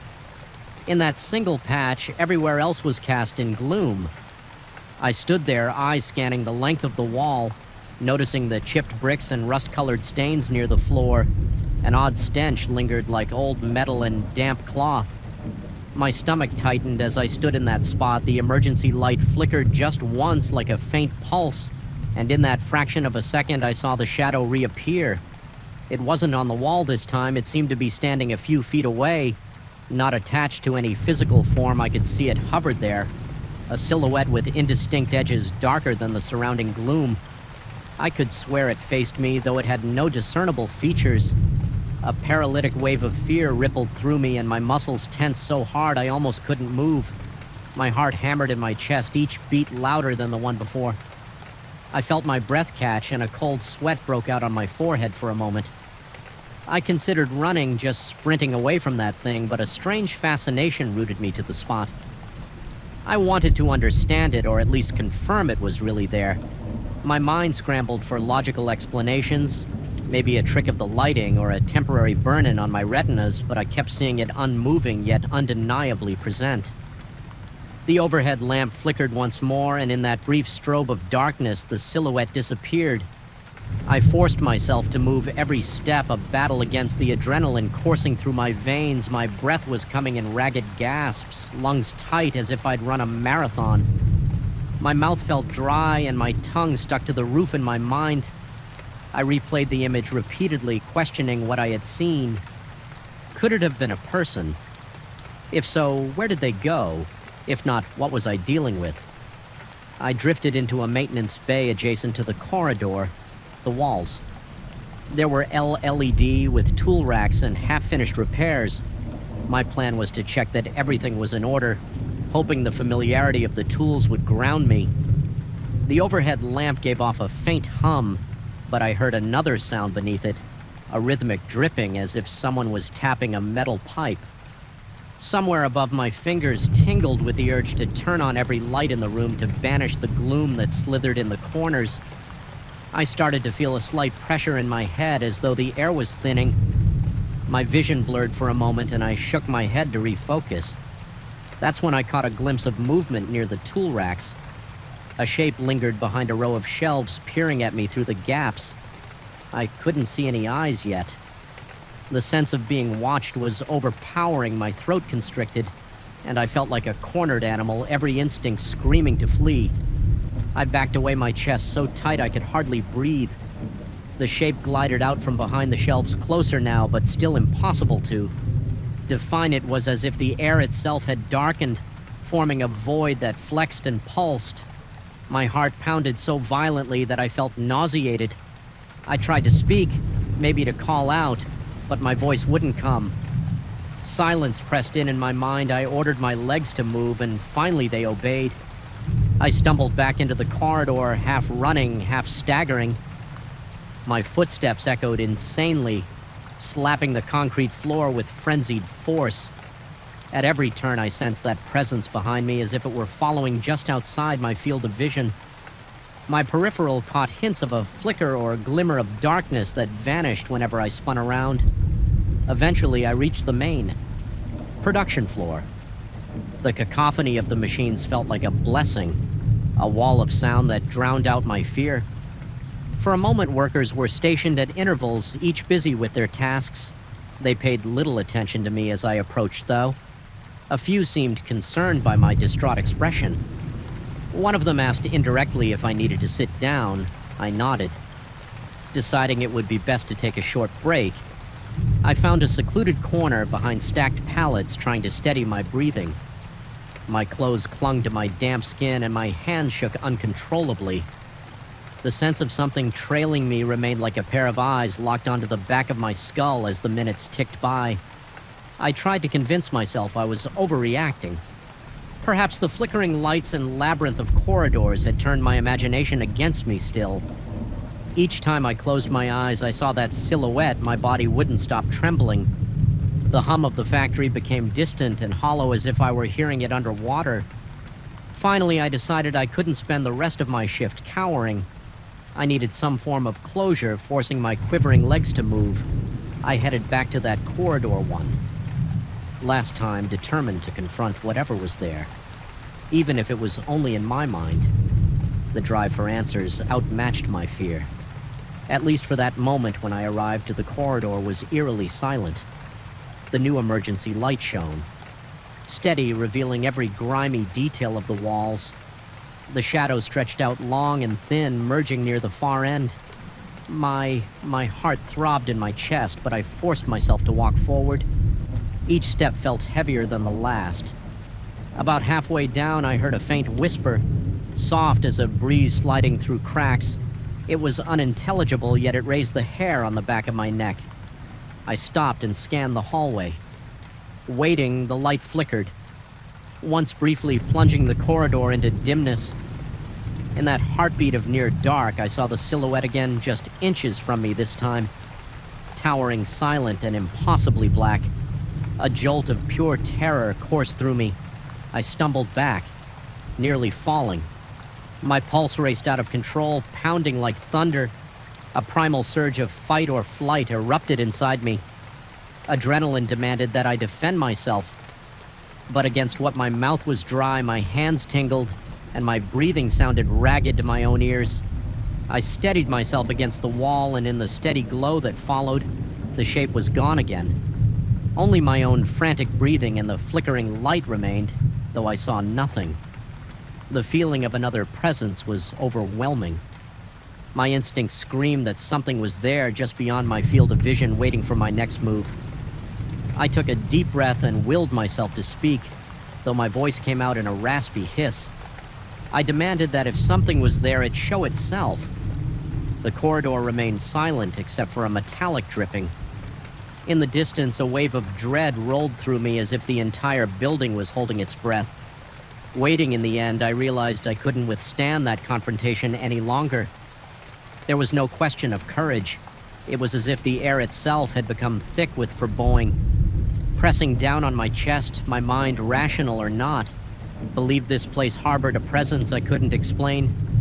I turned and walked away, forcing my trembling legs to carry me every few steps. I glanced over my shoulder, half expecting to see that figure behind me.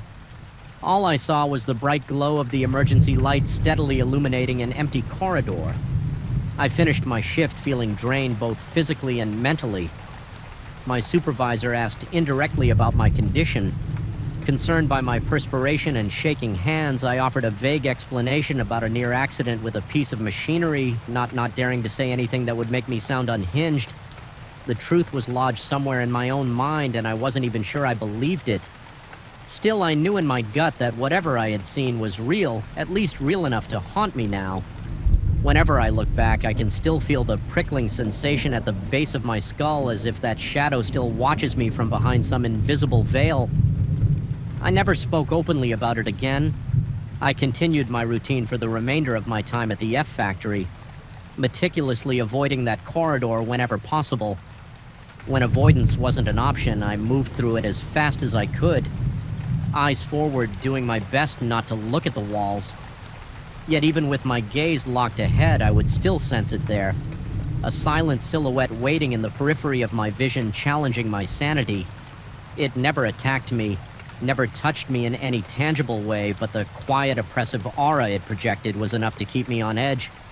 Every moment I spent in that place, it became the ever-present menace. In my mind, a question that whetted my sanity was, I truly seeing something supernatural, or had the long hours and the isolation chipped away at my perception of reality? To this day, I can't shake the feeling that it followed me. Sometimes I catch a shadow at the corner of my eye in my own home, or on a dimly lit street.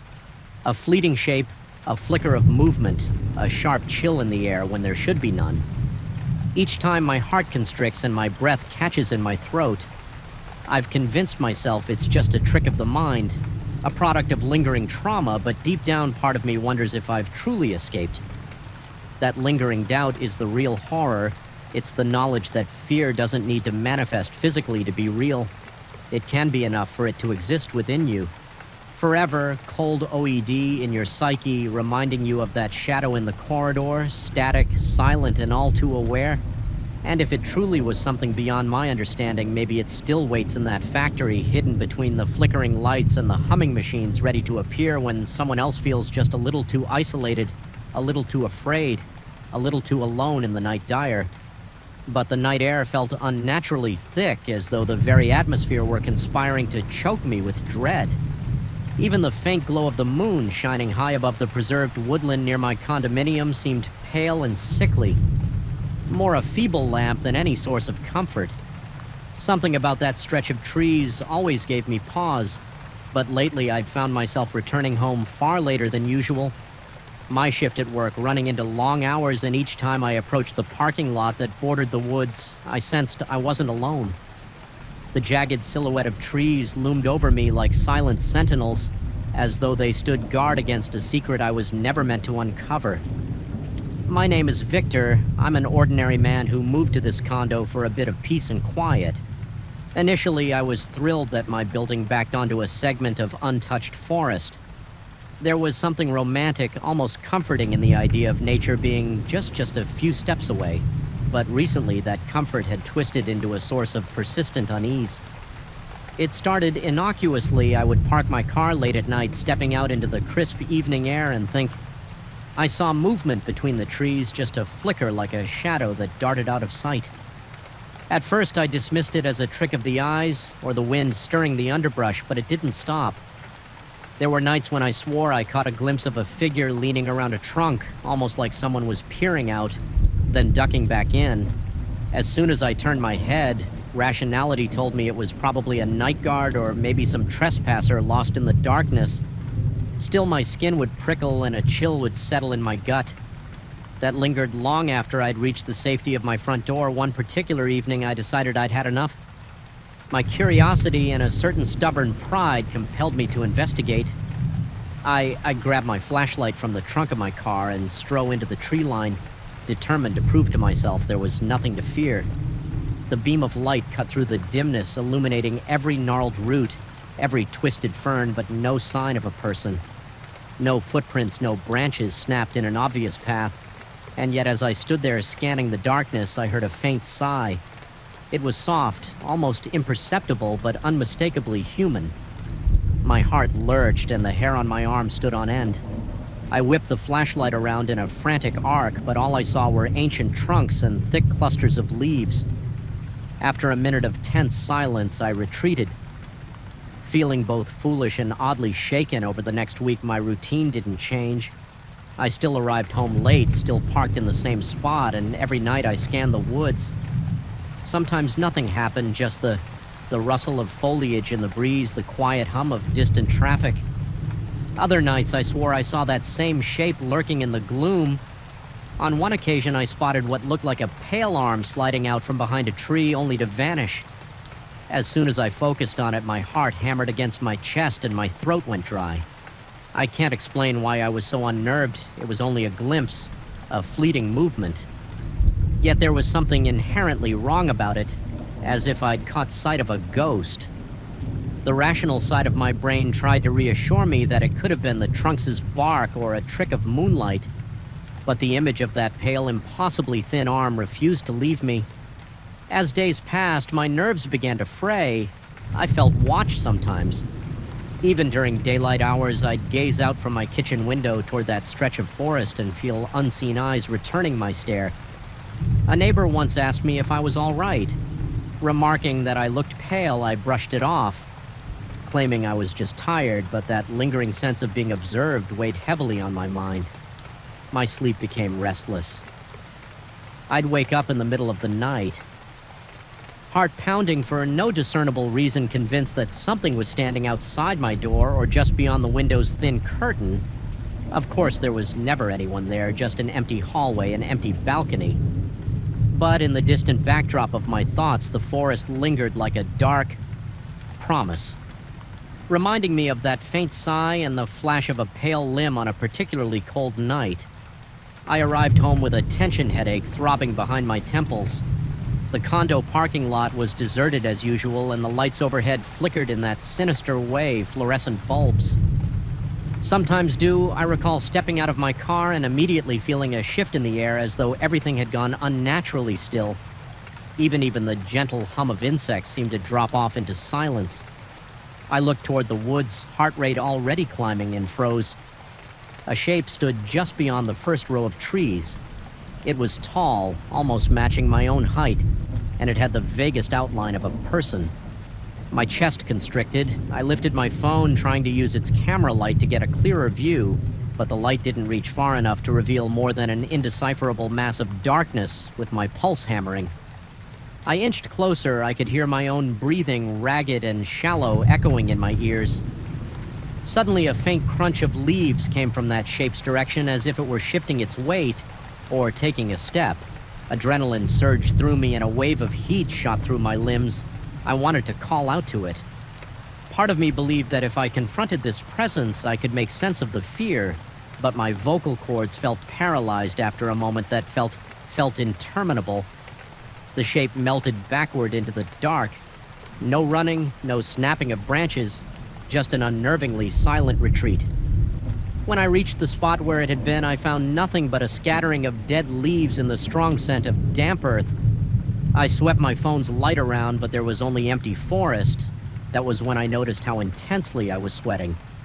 Despite the evening chill, my shirt clung to my back and my hands were shaking so hard that the phone's light jittered in frantic patterns across the ground. I forced myself to take a few deep breaths, though each inhale felt razor-sharp in my lungs. I told myself I would go inside, lock the door and forget the whole thing. But as I turned to leave, a low sigh, much closer than before, drifted through the silence. It was right behind me. I spun around trembling, only to be met by darkness. Fear flooded my veins and I ran to my unit without looking back. That night I barely slept every time I closed my eyes. I was back in the forest, hearing that sigh. Picturing something lurking just out of sight the next day, I tried to confide in an acquaintance who lived a few doors down. He listened politely as I explained the strange sightings and the oppressive feeling that came from the woods. He suggested that maybe local wildlife was to blame. Animals can look humanoid at night if the light hits them in weird ways. Perhaps it was a deer or some lost pet. He tried to sound reassuring, but I noticed how he avoided making eye contact, as though my story unsettled him more than he cared to admit. After that conversation, I felt no better. If anything, my unease spiked. I doubted I was simply mistaking animals for a human shape. Every fiber of my being insisted this was something else. A few evenings later, I attempted a second inspection. This time, just before dusk, I reasoned that the fading daylight might offer enough visibility to dispel my fears. The forest looked less menacing, with the sun's last rays filtering through the leaves. I ventured in roughly the same direction I'd gone that first time with my flashlight. The ground felt spongy beneath my sneakers and the air was damp and cool. Tall shrubs and wide tree trunks obstructed my view, and as I navigated around them, a prickling sensation spread across my neck. It was that primal instinct again telling me I was not alone. My chest tightened when I spotted a crude makeshift arrangement of branches leaning against a massive pine. They almost formed a shelter or a haphazard lean-to. I stepped closer, swallowing the lump in my throat. The interior of that arrangement smelled of rotting leaves and something else, a musty odor that made my stomach churn. I pushed aside a half-broken branch to look inside. There were old damp scraps of fabric on the ground and something that might have been a chipped Kamek mug. My pulse quickened. Someone had clearly spent time here, but who and why? Unease noted at me the notion of some stranger living in the woods near my home or even just passing through was unpleasant but not impossible. Yet something felt off about this shelter. The way the branches were arranged suggested a strange pattern, almost ritualistic, as though they'd been placed with intention rather than slapped together for a quick hideaway. The realization sent a bolt of fear through me. I backed away, nearly tripping over a rot in my haste. My breath came in sharp gasps and sweat. Bead on my forehead, I forced myself to return to my unit. My nerves were rattled, but I tried to reassure myself. Maybe it was an abandoned campsite or a local trying to observe wildlife incognito still. The sense of dread refused to let go that night. My paranoia was relentless. I felt as though I was on the edge of a precipice, my mind swirling with half-formed questions and half-remembered details. I started to second guess. Everything, had I really seen an arm, or was it a trick of the light? Could the sigh have been the wind escaping through the dense branches? The more I tried to rationalize it, the more my thoughts circled back to that leaning arrangement of branches, and the pungent scent inside the forest seemed to pulse with a dark vitality.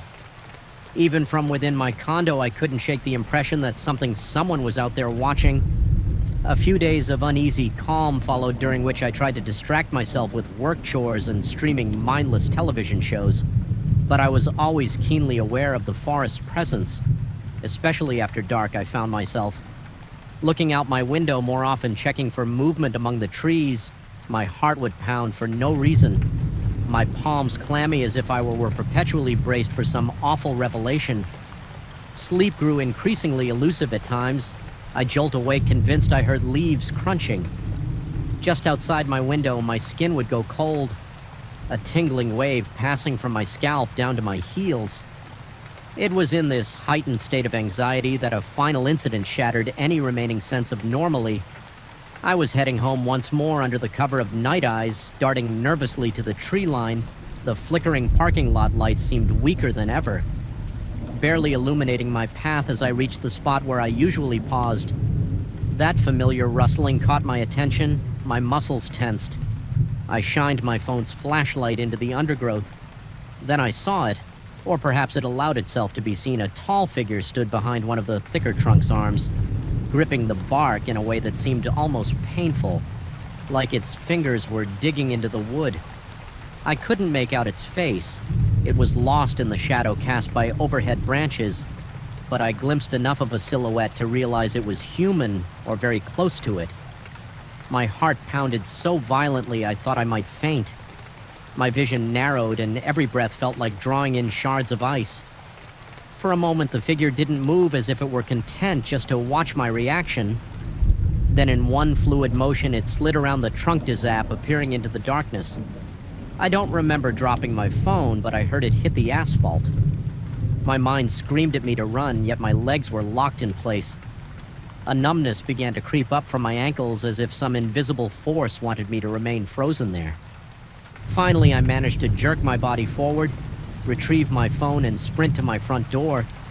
My entire torso was drenched in cold sweat by the time I slammed the door shut behind me.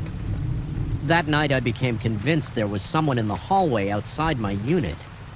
The floorboards beyond my door creaked with a slow, deliberate rhythm, as though footsteps were pacing back and forth. I stood on the other side, ear pressed against the wood, tears of fear stinging my eyes. When I dared to look through the peephole, the hallway was empty, and yet the sound continued for hours. I felt trapped adrenaline coursing through me as I alternated between pressing my ear to the door and pacing in frantic circles around my living room.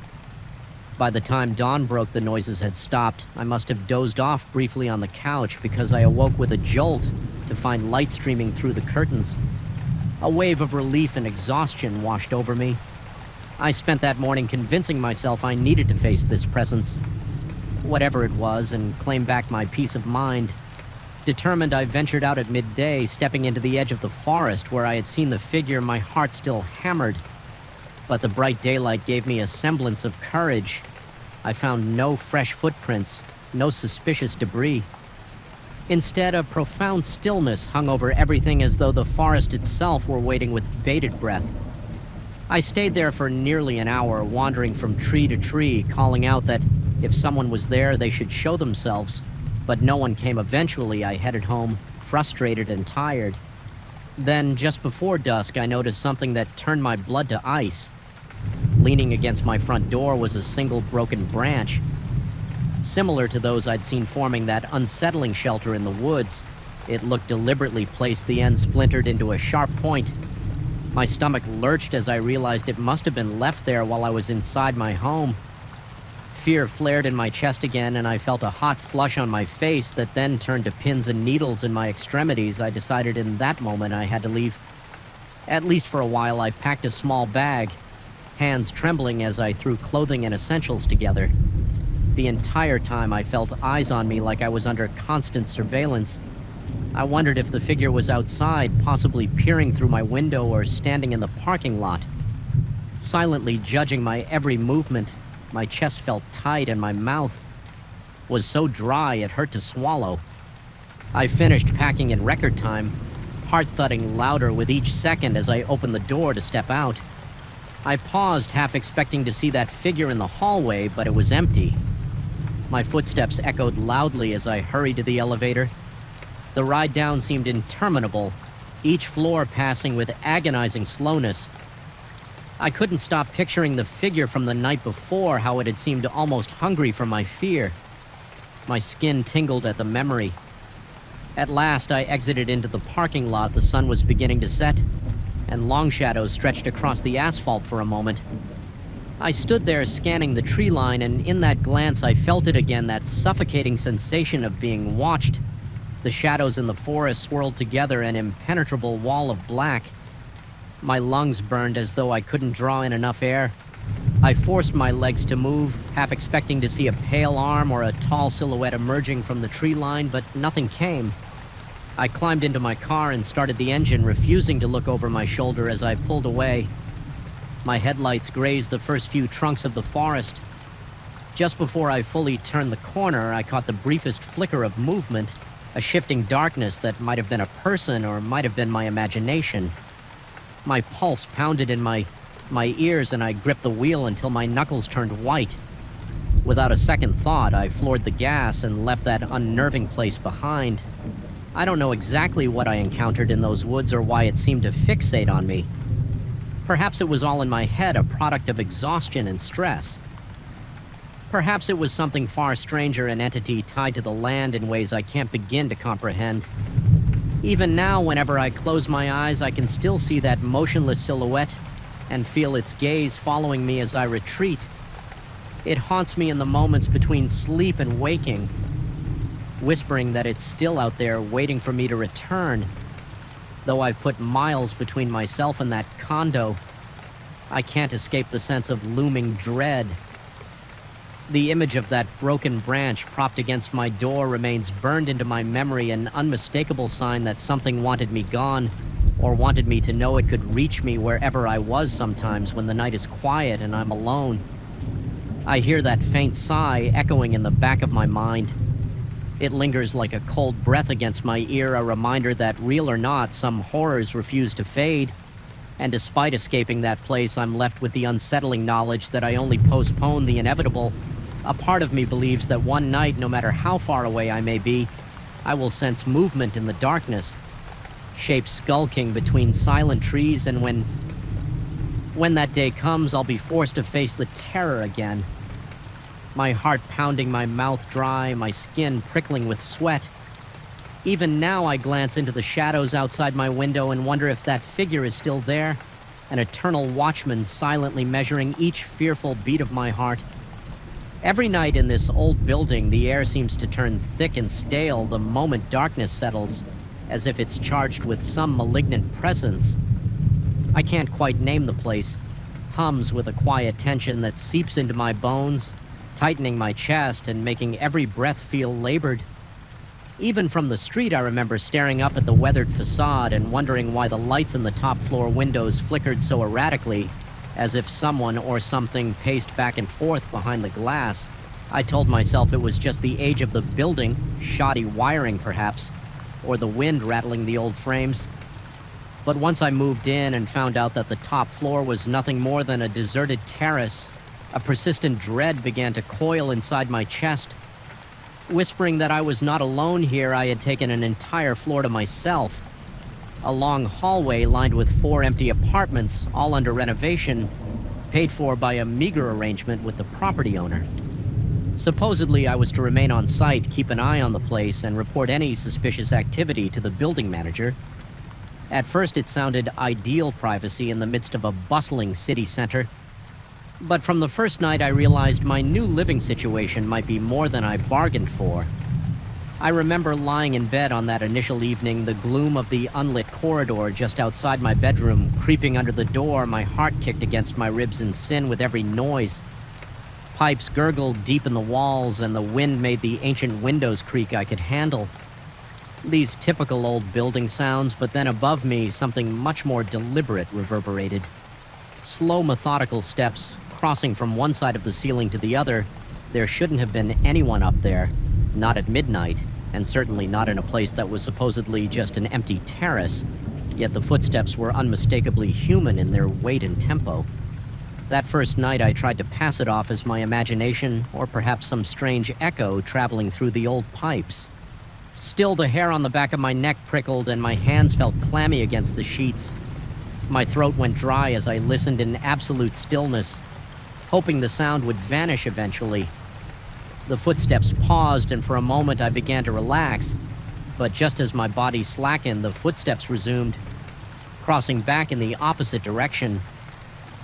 The tension surged again in my temples, and I lay there until morning, paralyzed by the realization that something up there was moving around of its own accord when daylight came.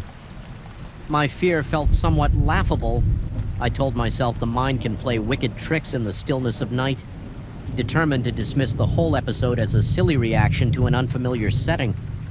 I went about my day trying to gather more information about the building.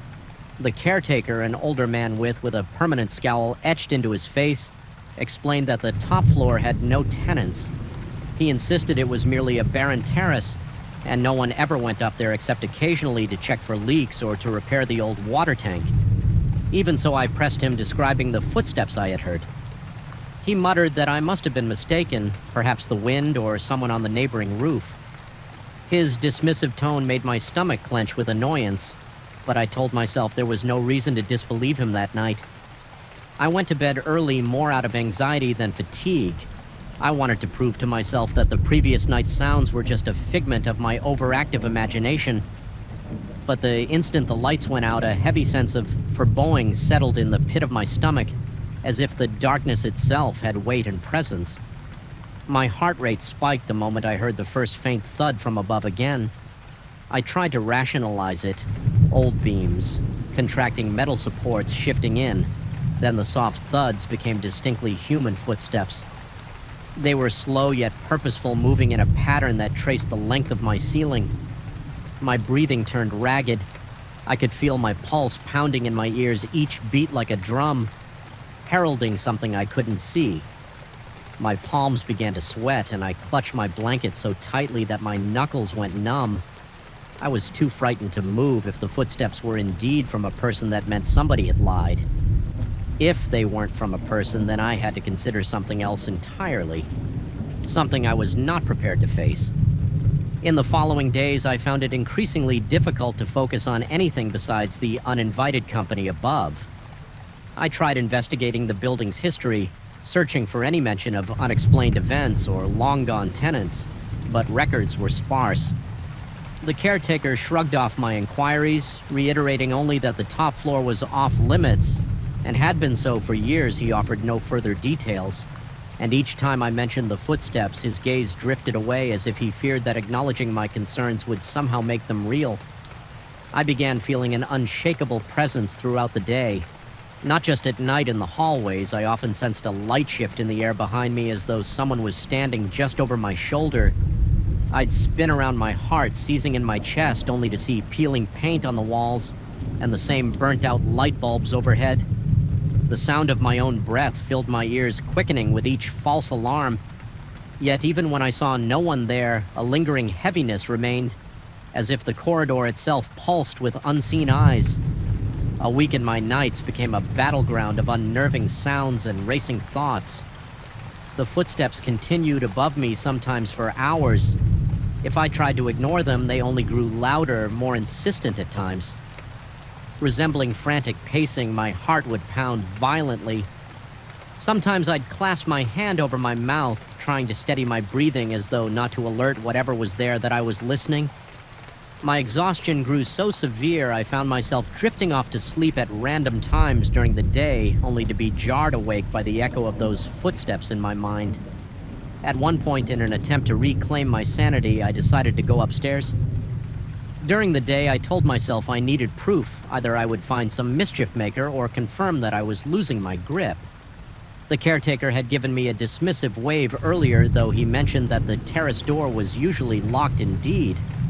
When I got there, I found a heavy metal door with a rusted padlock. I pulled on it, but it wouldn't budge. I leaned in, pressing my ear against the cool metal, struggling to catch any sign of life on the other side. The wind whistled through the cracks, and I heard only the city noise echoing from far below. No footsteps, no voices, nothing to confirm my late-night terrors. This contradiction unsettled me further. How could I hear loud stomps at night? If it was so deserted by day, my paranoia started spilling into my everyday life. I became convinced that people in the lobby or on the sidewalk were eyeing me strangely, as though they knew I was unraveling and were just too polite or frightened to mention it. Even on the nights when the footsteps were faint, I felt them drilling into my nerves. I found myself trembling uncontrollably, my muscles perpetually coiled. Ready to flee at the slightest change in the atmosphere one evening, as the city lights outside blurred into a gray drizzle of rain against the windows, I was jolted by a sudden clang above my living room. It was as if something heavy had been dragged across the terrace. My heart hammered so hard I could hardly breathe. I stood up, my legs shaking beneath me, and stepped into the corridor. The overhead lights flickered ominously, my breathing grew shallower with each flicker, and my skin prickled in goosebumps. It felt like the building itself was breathing its old walls, wheezing in tune with my pulse. While I crept toward my living room, the footsteps started up again, only now they were more rapid, as if someone was pacing in agitation. My mind conjured all sorts of twisted scenarios, some vagrant living there undetected, or perhaps something far less human. Prowling around the caretaker's refusal to engage with my questions suddenly felt more sinister. Was he hiding something? I approached the tall window that gave a partial view of the upper structure. Rain pelted the glass. My breath fogged the pane as I peered upward. The sky was a black sea, illuminated only by the occasional glow of city lights. Then just at the edge of my vision, I thought I saw movement, a dark silhouette, crossing in front of a small maintenance light on the roof. My heartbeat thundered. I strained my eyes. My forehead pressed so firmly against the window that it felt cold and damp. But the silhouette didn't reappear. Maybe it had never been there at all. Those next hours were the worst. So far, the footsteps seemed to follow me every time I changed rooms. My bedroom felt claustrophobic, the stale air thick with dread. My chest tightened painfully as if something was squeezing my lungs. I tried turning the lights on and off, but the overhead bulb flickered and died. Darkness engulfed my space. My mouth went dry and my fingers trembled so badly I almost dropped the flashlight. I'd grabbed the narrow beam of light from that small device, tremor along with my shaking hand dancing across every corner of the room. But no matter where I pointed it, I couldn't shake the impression that something was right behind me, out of sight. Desperate for any sense of security, I turned on the TV, hoping to drown out the unrelenting thumps above the muffled chatter of commercials did little to calm my nerves. After a moment, I realized the footsteps had ceased. I exhaled a shaking breath, my shoulders sagging with relief. But that relief was short-lived. A single deafening stomp resounded directly above my head, as if something enormous had just landed there. I gasped, stumbling backward into a table. The impact knocked a lamp to the floor with a crash. My throat constricted and cold sweat trickled down my SP spine. Adrenaline flooded my veins, making me elated. The dryness in my mouth was so intense that my tongue felt glued to the roof. I was too scared to even retrieve the lamp. At that moment, I recalled the caretaker's words about the terrace being locked if the door was locked. What was up there? The question turned in my mind like a spinning top, each rotation tightening my fear. It dawned on me that perhaps a lock wouldn't stop whatever was causing these footsteps. My rational mind warred with a growing certainty that something was fundamentally wrong with the building itself. I barely slept that night, and when I did doze off from sheer exhaustion, I dreamt of twisting corridors and tall shadows looming over me in these nightmares. The floors above were an endless maze, and no matter how far I ran, the footsteps drew closer. I woke drenched in sweat with my heart in my throat, only to find my surroundings equally oppressive. In reality, the caretaker noticed my haggard appearance the next morning. Asking indirectly if I was sleeping poorly, he suggested that old buildings can sometimes amplify everyday city noises. I told him I wasn't convinced the footsteps were too real.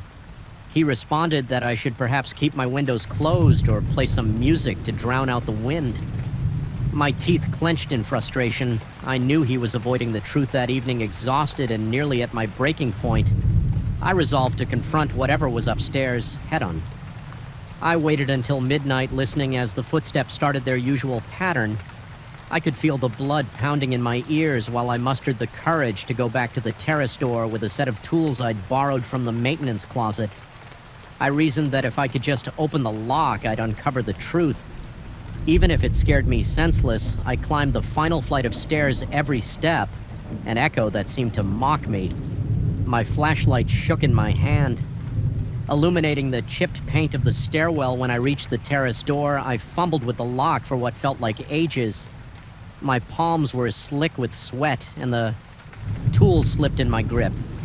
Eventually, the lock clicked, my stomach flipped as I realized I was about to face whatever had been haunting me. I pulled the heavy door open. A gust of cold night air rushed in, carrying the scent of wet concrete, and something else, an earthy, musty odor that reminded me of old basements and decaying spaces. My heart was in my throat rote. As I stepped out onto the terrace, the entire space was empty. Rainwater pulled in, corners reflecting the ghostly glow of distant city lights. I swung my flashlight around, searching for any sign of movement. The wind howled, whipping against my face and reminding me of how exposed I was. My eyes darted to the far edges of the terrace, half expecting a shape to appear, but there was only a deserted stretch of cracked flooring. Then, near a small service door leading to the water tanks, I heard a shuffle of footsteps so faint I nearly missed it. My breath caught, and I inched forward. As I approached, the footsteps seemed to retreat, leading me around the corner of a half wall that sheltered the water tank pipes. My pulse thundered, and my fingers ached from gripping the flashlight. I swept the beam in front of me, fully anticipating to see an intruder or some kind of presence, but no one was there. I stood alone in the wind, trembling chest, heaving a stinging sensation behind my eyes. From the strain of trying to see through the darkness, then I heard a sudden scraping sound right behind me, like a shoe dragging across the floor. I spun around so quickly I nearly lost my footing. The flashlight illuminated only swirling dust and rain. There was nothing, no figure, no sign of life, yet the air felt charged, crackling with a silent malevolence. My heart hammered so wildly that it hurt. I didn't know what else to do except flee. I turned and sprinted back to the door, each footstep echoing on the drenched concrete. My lungs burned by the time I reached the stairwell, and I yanked the door shut behind me. Fumbling with the broken lock, I darted down the stairs, not caring about the noise. The building's corridors felt narrower than ever, walls closing in on me as I stumbled back into my apartment. In that moment, I realized with horrifying clarity that the footsteps might not belong to any living person at all. Something unseen roamed that empty terrace. Unbound by locked doors and rational explanations, I sank onto my couch, struggling to breathe. Every muscle in my body quivered. A part of me wanted to pack up my things and never look back. Another part, driven by a strange fascination, wanted to stay there. Was a morbid curiosity about what lurked above a burning need to understand, to prove I wasn't insane. When dawn broke, I made my decision. I could no longer keep watch in this place, especially if it meant slowly losing my mind before the sun was fully up. I began gathering my belongings. My heart still hammered in my chest, and my ears rang with phantom sounds of footsteps. But I was resolute. As I headed for the front door, a final tremor of dread coursed through me, as if the building itself disapproved of my departure. The corridor light flickered one last time, the shadows along the walls seeming to reach out and grip me. I walked past the caretaker's office, left the key, and explained in flat, emotionless tones that I couldn't stay there anymore. He didn't argue. His eyes held a hint of resigned understanding, as though he'd seen this happen before and simply accepted edit. I felt an icy wave of discomfort, realizing my experience was likely not unique. Stepping outside the early morning light felt harsh and unwelcoming, but at least it was real. My breath steadied as I put distance between myself and the old building, yet a part of my mind kept racing, replaying every sound, every shadow, every unexplainable moment. I couldn't shake the impression that the footsteps might follow me no matter where I went. Even now, I can't entirely convince myself that everything I heard was a product of creaking floorboards or my own anxiety. The unsettling truth is that I truly believe something walked above me on that deserted terrace. Whether it was a spirit, a phantom echo from some forgotten past, or a manifestation of my own unraveling psyche, I may never know. But the memory of those footsteps resonates inside me, a disquieting reminder that some places are saturated with energies beyond our comprehension, and though I escaped that building, I carry a lingering sense of being followed, and inkling that one day in some darkened hall or empty rooftop, I might once again hear those measured, deliberate steps coming for me. I felt it the moment I pushed open the library's heavy oak door, a subtle, oppressive weight in the air that clung to my skin like damp cobwebs. The fluorescent ceiling lights flickered with a weak, uneven hum, casting elongated shadows across rows of ancient shelves. Before I had even taken a step inside, something told me this place was different at night. It was more than just the stillness. It was the sense that each corridor held its breath, watchful and waiting. When I volunteered for the late shift at the Garrison Historical Library, I never expected to find myself questioning not just my nerves, but my very sanity. I remember signing up because I wanted experience in archival work.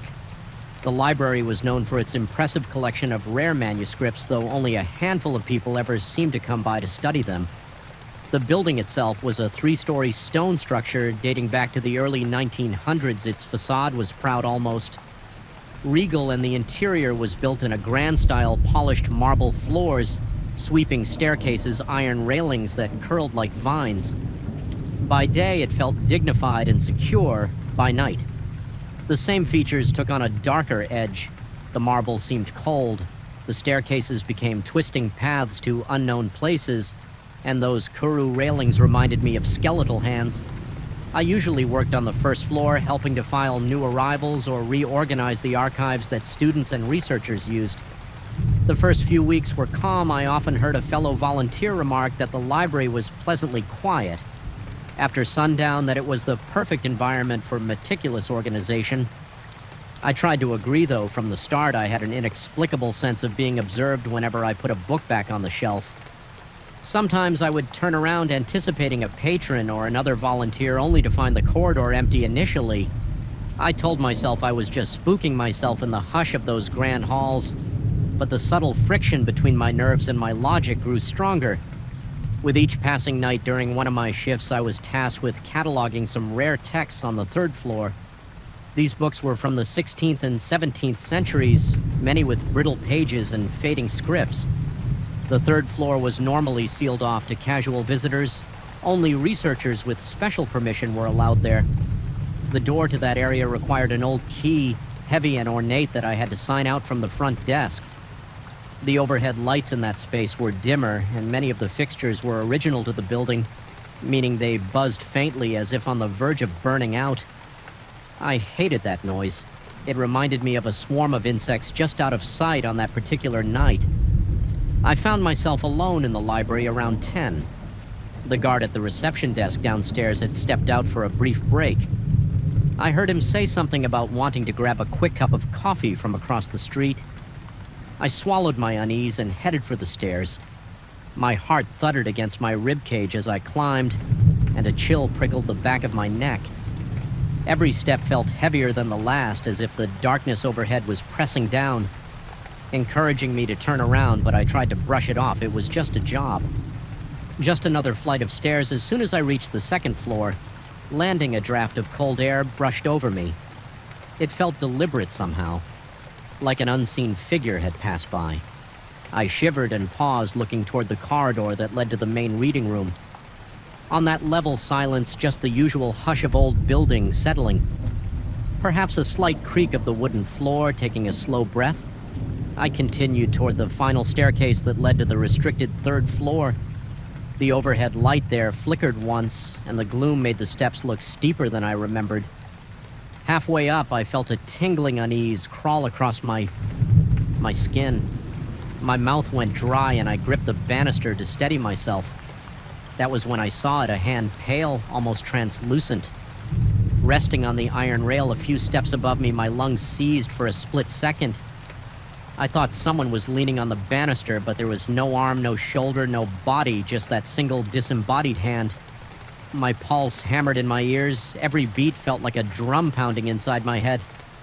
I froze, afraid that if I moved, whatever it was might notice me. The hand was motionless, its fingers curled delicately around the iron, the skin. If that's what it truly was, had a faint bluish tint for what might have been. Mere seconds, but felt like an eternity, I stared in absolute horror. Then, as though sensing my gaze, the hand vanished. It didn't pull away or dissolve. It simply ceased to be there, as if it had never existed. I couldn't even manage a scream. My throat was tight, and it felt like I'd swallowed shards of ice, trembling. I stood there for a long while, unsure of whether to retreat back down the stairs or press on a voice in my head. Insisted that I must have hallucinated, that it was just a flicker of shadow in imagination, but the goosebumps on my arms, the sweat on my palms, and the dry highness in my mouth confirmed how real it had felt. I considered running downstairs to find the guard, but shame pricked at me. I was a grown man, not a frightened child. If I told him I'd seen a phantom hand on the banister, I might lose any credibility I had. Besides, part of me wondered if the stress and the eerie quiet had just played tricks on my mind in an effort to restore calm. I forced myself to focus on the steps each footfall measured until I reached the third floor door.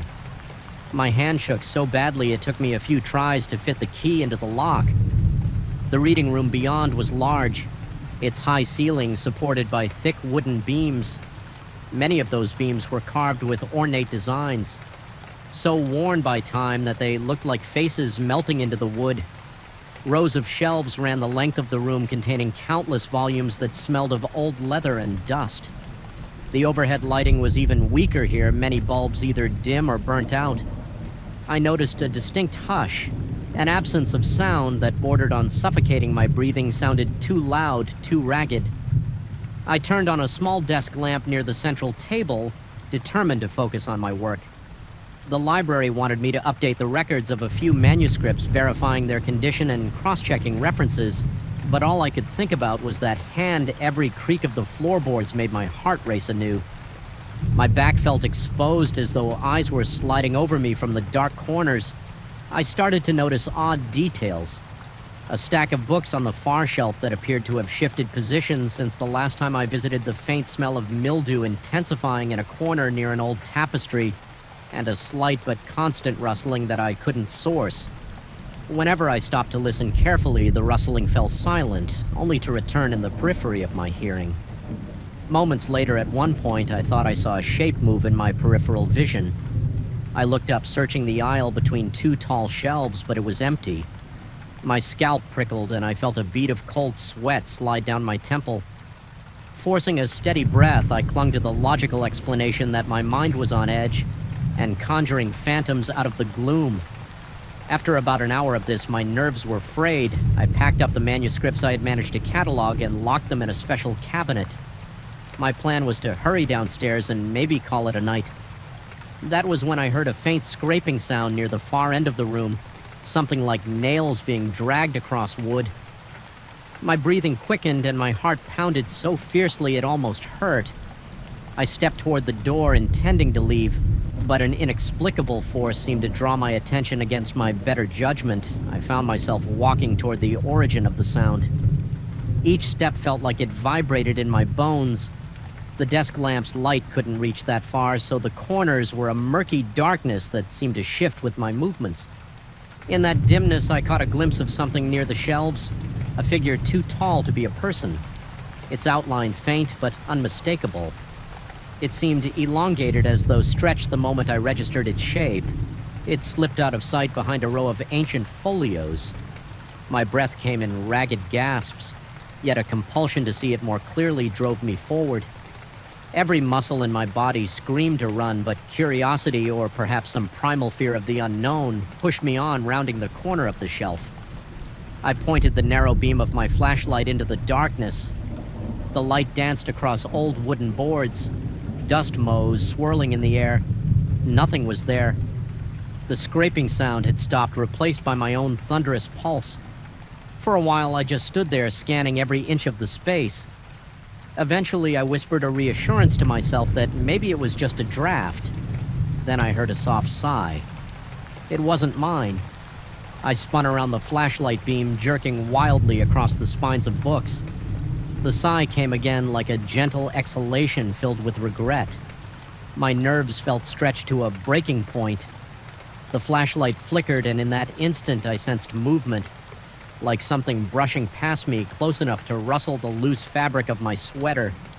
I yelped, nearly dropping the flashlight, and the beam revealed a swirl of dust in the air, as though something had just disturbed it. I felt my insides turn to ice. Whatever was there, it moved with purpose. I backed away, my breath shallow and panicked. My ankles bumped against a chair, and I almost tripped. It was then that I decided I couldn't stay on that floor for another second. I sprinted for the door, my footsteps echoing across the silent reading room.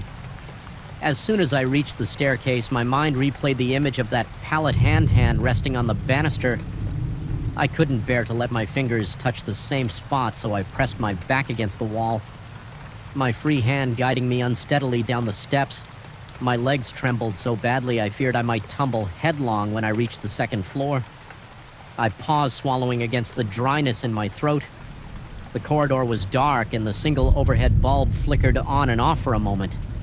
In the strobing light, I thought I saw a faint silhouette at the far end, but it disappeared when the bulb steadied. My heart refused to slow each breath. Felt insufficient, as though the air in the library no longer carried enough oxygen downstairs. The security guard had returned. I stood at the reception desk, sipping coffee through the haze of my terror. I heard him ask if I was feeling all right, though in my dad's state it sounded almost muffled. I barely managed to nod and muttered a weak explanation that I felt under the weather. I didn't mention the hand, the figure, or the scraping sounds. My mind spun with questions. Had I genuinely seen something supernatural, or had my imagination spiraled out of control in the oppressive silence of that old library? Regardless of the truth, I dreaded ever going back to the third floor alone. The next evening, I lingered on the first floor, claiming I needed to reorganize some reference materials. In reality, I just didn't want to go anywhere near that staircase. Every time I glanced at it, my stomach twisted. I found myself hyper-aware of the building's noises. The whisper of a breeze through the rafters, the subtle groaning of the pipes, the soft hum of fluorescent lights. Each sound set my nerves on edge. Night after night, that sense of being watched returned. Especially if I ever strayed too close to the stairs, the recollection of that pale hand burned in my mind. My fear built like pressure in a boiling kettle, threatening to scream. Eventually, I confided in a fellow volunteer using vague terms. I mentioned that I had a bad feeling about the third floor, that something about it made me uneasy. The volunteer just shrugged, saying they also disliked that floor at night. They'd never witnessed anything strange, but they claimed the atmosphere up there was stifling. They had heard rumors of odd occurrences, books misplaced, inexplicable cold spots, even a faint smell of decay that would drift through the aisles and vanish. No one could pinpoint a rational cause. That conversation should have comforted me by confirming that others found the space unsettling, but instead it amplified my anxiety. It meant I wasn't entirely alone in this perception. Something was genuinely off about that place. Something.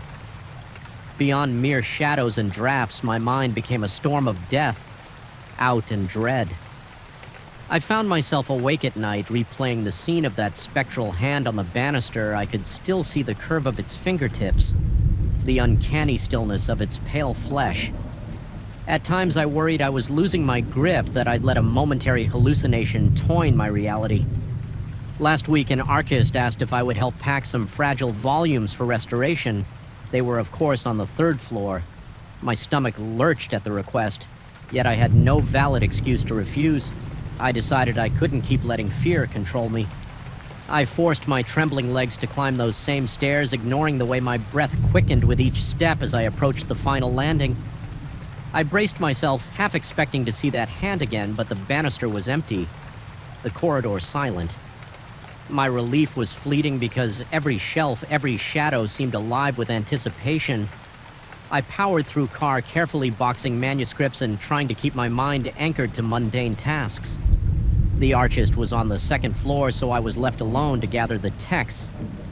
Each rustle of paper made my heart flutter. I started to feel that prickling sensation on my neck, as though unseen eyes were tracing my every movement. Once or twice I spun around with the irrational conviction that I'd see something lurking behind me. Nothing just the same. Dusty shelves.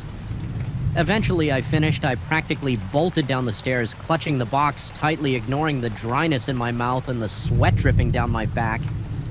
Even now I can't rationally explain what I experienced. Did I truly see an apparition, or did my mind construct a phantom from the uneasy quiet of a decrepit library wing? All I know is that some nights as I pack up and prepare to leave, my eyes drift to that curved staircase. The air around it seems colder, the shadows deeper, and sometimes out of the corner of my vision, I think I spot the faint outline of a hand resting languidly on the iron rail. Whenever that happens, I freeze. My heart thunders in my chest. And for a beat or two, I can't breathe. Then, like a mirage, it disappears, but it always leaves me shaken. The library doesn't feel quite the same anymore. Its corridors bear an unspoken threat, an easy hush that saturates the air. I try to focus on the positives, the historical significance of the place, the invaluable texts I get to handle, but the memory of that pale hand is never far behind. It's become a silent warning. A reminder that some corners of the library harbor secrets best left undisturbed. I still volunteer there, though I avoid working the late shift as much as possible. When I do, I stay on the ground floor with the lights on, telling myself I'm just being efficient in truth. I'm afraid of what I might see or imagine if I wander upstairs alone sometimes. When the building is at its quietest, I catch an echo of that eerie scraping sound like distant nails on wood every time my pulse spikes, and I fight the urge to run outside into the safety of the streetlights. There's no grand resolution, no final confrontation that banished whatever presence resides on that 3rd floor. I haven't found any rational explanation, no historical footnote that might clarify the nature of what haunts this place. Yet I've come to accept that some mysteries remain unsolved. Lingering in the peripheral darkness, the library stands as an edifice of history and knowledge, but it also houses shadows of the unknown, and those shadows feel alive. Though I continue my duties, I know I'll never fully conquer the dread that seeps through the walls of that old building whenever I'm in there. After dusk, a chill clutches my heart. I sense the library's silent vigilance, as though it is waiting for me to let my guard down. I haven't gone back to the 3rd floor by myself. If a task requires it, I make sure someone else is around, even if it's just the guard downstairs, because that memory remains a pale hand on the railing, a creeping chill up my spine, and I can't shake the feeling that if I ever see it again, it might not disappear so quickly, and that possibility terrifies me more than any nightmare I've ever had. I first sensed something was wrong the moment I stepped into that building after sunset. The corridors had a way of swallowing every echo, turning ordinary footsteps into dull thuds that vanished all too quickly, leaving behind a suffocating quiet. The overhead lights flickered weakly, throwing elongated shadows against the walls, as if hungry to devour the last traces of human comfort. I've always hated how deserted our commercial building becomes at night, like an abandoned monument that no one bothers to visit, but at least before that particular night, it never truly terrified me. It merely unsettled me like a stranger. Stare from across a dark street now whenever I recall the events that unfolded. I feel my heart pound faster and my throat tighten as if the memory itself is physically grabbing hold of me. My shift rarely extended so late, but that night I had no choice. I was finishing up some paperwork, and by the time I glanced at the clock, it was well past the normal closing hour. The cleaning staff had already come and gone, and I could have sworn I was the only person left on the entire floor. The silence grew so thick that I could hear the hum of the air conditioning system overhead. It reminded me of a raspy breath like some slumbering beast waiting to wake. At any moment, I wanted nothing more than to pack my things and rush to the safety of my car, but I had to deal with one last chore, taking the trash down to the basement level via the service elevator. It was a small task, something I had done hundreds of times before during normal hours on that evening. Though it felt like a trial I wanted to avoid at all costs. I pushed the trash bin down the hall, trying to ignore the heavy shadows flickering along the corridor. The wheels squeaked loudly, echoing with each rotation. It set my nerves on edge. A part of me scolded my own imagination for running wild. It's just a building. It's just night. I told myself, yet I couldn't shrug off. The sensation that I was being watched, my skin prickled at the nape of my neck, and my palms grew clammy around the handle of the bin. Looking back, I can't recall a single specific reason for feeling so paranoid, only that everything felt off. I reached the service elevator, its metallic doors reflecting the pet light of the hallway in an unnerving distortion. I pressed the button and waited. My stomach twisting with each passing second, the elevator made a dull clank as it arrived, and the doors slowly slid open. I rolled the trash bin inside, then stepped in after it. As the doors closed, the overhead light inside, the elevator flickered briefly, casting the cramped interior in a jittery strobe. My heart thumped and a bead of sweat trickled down my temple. I reminded myself to breathe no sooner had the doors sealed shut. Then I sensed I was not alone. At first, I didn't see anything unusual, just the same battered walls and the fluorescent light fighting to stay lit. But then out of the corner of my eye, I picked up a shape. A figure standing in the far corner, tall enough that it seemed hunched to avoid brushing its head against the low ceiling. I froze, a jolt of panic charging through my veins like electricity. My breathing became shallow, and I felt the vibrations of my own racing heartbeat in my eardrums. The figure was not leaning forward nor moving, it just loomed in that corner. So silent, it barely seemed real. Part of me wanted to spin around and confront it, but fear rooted my feet to the floor. Time seemed to slow, the elevator rumbled downward, and in that terror-fueled hush, I heard nothing but the mechanical groaning of the cables and my own ragged breaths. I forced myself to shift my gaze fully toward the corner. The shape was still there, vague, dark, unnaturally tall. I couldn't make out facial features, only that silhouette. I could have sworn the air around it looked denser, like a pocket of darkness. That had somehow gained its own volition. My throat was so dry it felt scratchy when I swallowed. My back was cold with sweat, and I prayed silently for the elevator to reach the basement. It felt like a lifetime. Before the doors finally creaked open, the trash bin rattled as the elevator halted. Light from the hallway spilled into the cramped interior, and I exhaled shakily, feeling the tension in my legs when I dared to look back at the corner to see if the figure was still there. It was gone just like that. I found myself staring at an empty space. The corner looked harmless, just scuffed metal walls and a dingy floor. My mind reeled for a moment. I wondered if exhaustion had gotten the best of me, but I was shaking so badly that I struggled to steady my hands on the trash bin. I rolled it out, then left it near the service area. I remember standing in that hallway, the flickering fluorescent lights above me, chest heaving in a dreadful sense that I just witnessed something that shouldn't exist. 1,000 rational explanations sprinted through my thoughts. Shadows. Reflections, a hallucination caused by lack of sleep, yet none of them felt satisfactory. I rushed back upstairs using the main elevator. The contrast between the bright, relatively clean interior of the lobby-level elevator and the dingy service. One struck me, it felt like I traveled between two worlds. By the time I returned to my desk, my shirt was damp with perspiration, and I couldn't stop glancing over my shoulder, half expecting to see that towering silhouette lurking behind me. The rest of the building was still mocking me with its emptiness. When I reached my office, I saved my files, powered down my computer, and forced myself to leave. The drive home was a blur of taut nerves and second guesses. I played music at a low volume, anything to distract myself from the crawling sensation that someone was watching me through the rearview mirror. I barely slept that night, tossing and turning, convinced that every creak in my apartment was the echo of footsteps. The next morning, in the clear light of day, everything felt less nightmarish.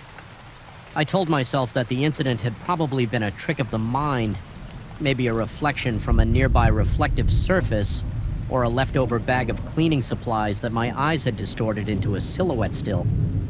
The memory made my palms sweat. I went back to work, determined to find some rational explanation and put my imagination to rest. My first stop was the building security office. The guard on duty was reading a newspaper. I asked as neutrally as possible if I could look at footage from the previous night. He seemed confused, but pulled up the relevant recording. We located the timestamp of when I had stepped into the service elevator on the screen. I saw myself pulling the trash bin, looking uneasy, glancing back and forth, but there was no one standing beside me. No elongated figure, no shape at all. I felt a sickening twist in my gut as I watched the footage. I saw myself flinch as if I'd caught sight of something. Then I watched myself freeze, turning slightly toward the corner, yet on the screen. That space looked empty. I couldn't explain why, but watching that replay made my heart pound even harder than the moment I'd witnessed the figure. A cold pressure pressed against my chest, reminding me of how fragile my own sense of reality could be.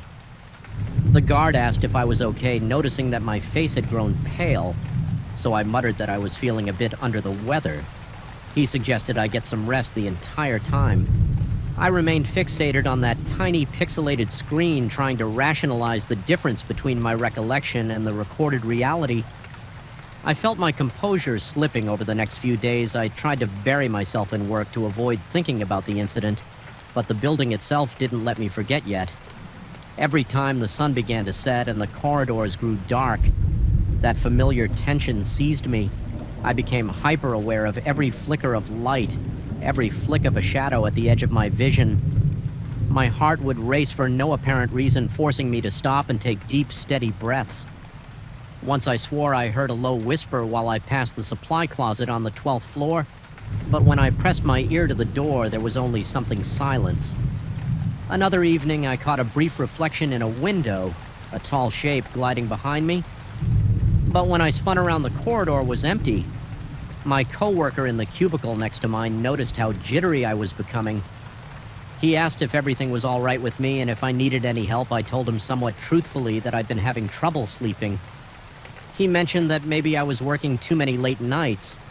I nodded, grateful that he didn't pry further, but inside I felt the dread growing. What if I really was losing my mind at night? My dreams became vivid, feverish nightmares. I would find myself trapped in that service elevator. The lights flickering overhead. Each time the doors opened, the hallway was darker. Then before a shape impossibly tall would drift into the elevator like a shadow, made solid, pressing closer and closer until I could feel a freezing presence brushing against my skin. I'd bolt awake, gasping and coated in sweat. My pulse hammering. The next day I'd arrive at the office with blurry eyes and a roiling stomach, unable to shake the fear. I tried small, superstitious methods to fend off my paranoia. I kept a flashlight in my pocket, telling myself that if I could flood the corners with light, nothing could hide there. I avoided the service elevator when I could, though occasionally I had no choice but to use it for deliveries. Each time I felt my heart race and my throat constrict, but I never again saw the figure as clearly as that first encounter. I only sensed presences like cold spots in the air or shifts in the darkness. One Thursday evening, I had to work late again. A coworker was waiting for a ride, so I felt marginally safer that I wasn't alone on the entire floor. Eventually, he left, and I was once more the last person in that hollow structure. Outside, the wind howled, rattling the windows. The building seemed to sigh in response, and the lights flickered intermittently. I tried to concentrate on the task at hand, some digital reports that needed to be finished by the next morning, but I couldn't stop myself from glancing toward the corridor. Every so often, I imagined I saw a shape gliding past my peripheral vision, not directly visible, but present enough to make my muscles clench. By the time I finished, it was nearly midnight. I realized I needed to drop off a small package at the mailroom. which unfortunately was accessible only via that same service elevator or an incredibly long walk down 2 flights of stairs and through a poorly lit corridor. Against my better judgment, I chose the elevator, hoping it would be quick and painless. When I reached the service elevator doors, I paused, noticing they were slightly ajar. A faint light glowed inside. My palms grew slick with sweat, and I felt a chill ripple through my spine. The elevator wasn't moving, but it looked as though someone had pressed the button recently. I stood there for a moment, swallowing against the dryness in my mouth, trying to gather my courage. Then I forced myself to step inside. The overhead light was dimmer than usual, casting thick shadows across the corners. My breath caught as the door slid shut. I pressed the button for the basement. The elevator jerked, descended a few floors, and then stopped with a groan. Between levels, by the sound of it, my chest tightened as the fluorescent bulb above flickered in and out. Leaving me in near darkness, I pressed the emergency button repeatedly, but nothing happened. A claustrophobic panic rose within me, and I felt my vision dimming at the edges. That was when I saw it again, that tall, looming figure in the corner, motionless but unmistakably present. My lungs burned as I forgot how to breathe properly. I wanted to shout, but my voice stuck in my throat. The flickering light revealed only the vaguest outline, a black column of shadow I could feel rather than see the intensity of whatever it was staring straight into me. My body started shaking uncontrollably, a cold sweat washing over me. The temperature felt as if it had dropped 10 degrees. In an instant, I pressed myself against the opposite corner, heart crashing against my rib cage. The elevator's mechanical hum had gone silent, leaving only the faint crackling of the faulty light fixture. My mind raced. Was this real? A hallucination? Was I losing my grip on reality all the while? I felt that presence looming, almost blending with the darkness, yet more tangible than my own reflection. I closed my eyes, counting my breaths, trying to conjure any explanation that might calm me, but the terror was too absolute. Seconds ticked by like hours, until with a sudden jolt, the elevator came back to life and resumed its descent. The figure didn't disappear. This time I could still sense it right there, as if waiting. Every nerve in my body screamed to flee, but there was no escape until the doors opened. At last they slid apart with a groan and weak light from the basement. Corridor illuminated the interior. I stumbled out, nearly falling to my knees when I found the courage to glance back. The shape was gone, trembling.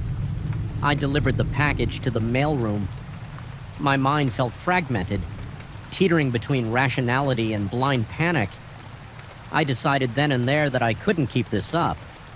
No job was worth losing my sanity over. I resolved to speak to management the next day, request a shift change, or possibly even quit if it came to that. But that night wasn't done with me yet. As I headed back toward the main lobby, I swore I heard footsteps echoing behind me. Heavy, deliberate steps that matched my pace exactly. My heart hammered and the hair on my arm stood on end. I spun around, expecting to see someone or something towering over me, but the hallway was empty. My breath was ragged and I was bathed in cold sweat. The walls seemed to close in and the overhead lights flickered madly. I forced myself to keep walking each step, an exercise in sheer will. My mind was shouting at me to run when I finally burst out through the main doors onto the silent street.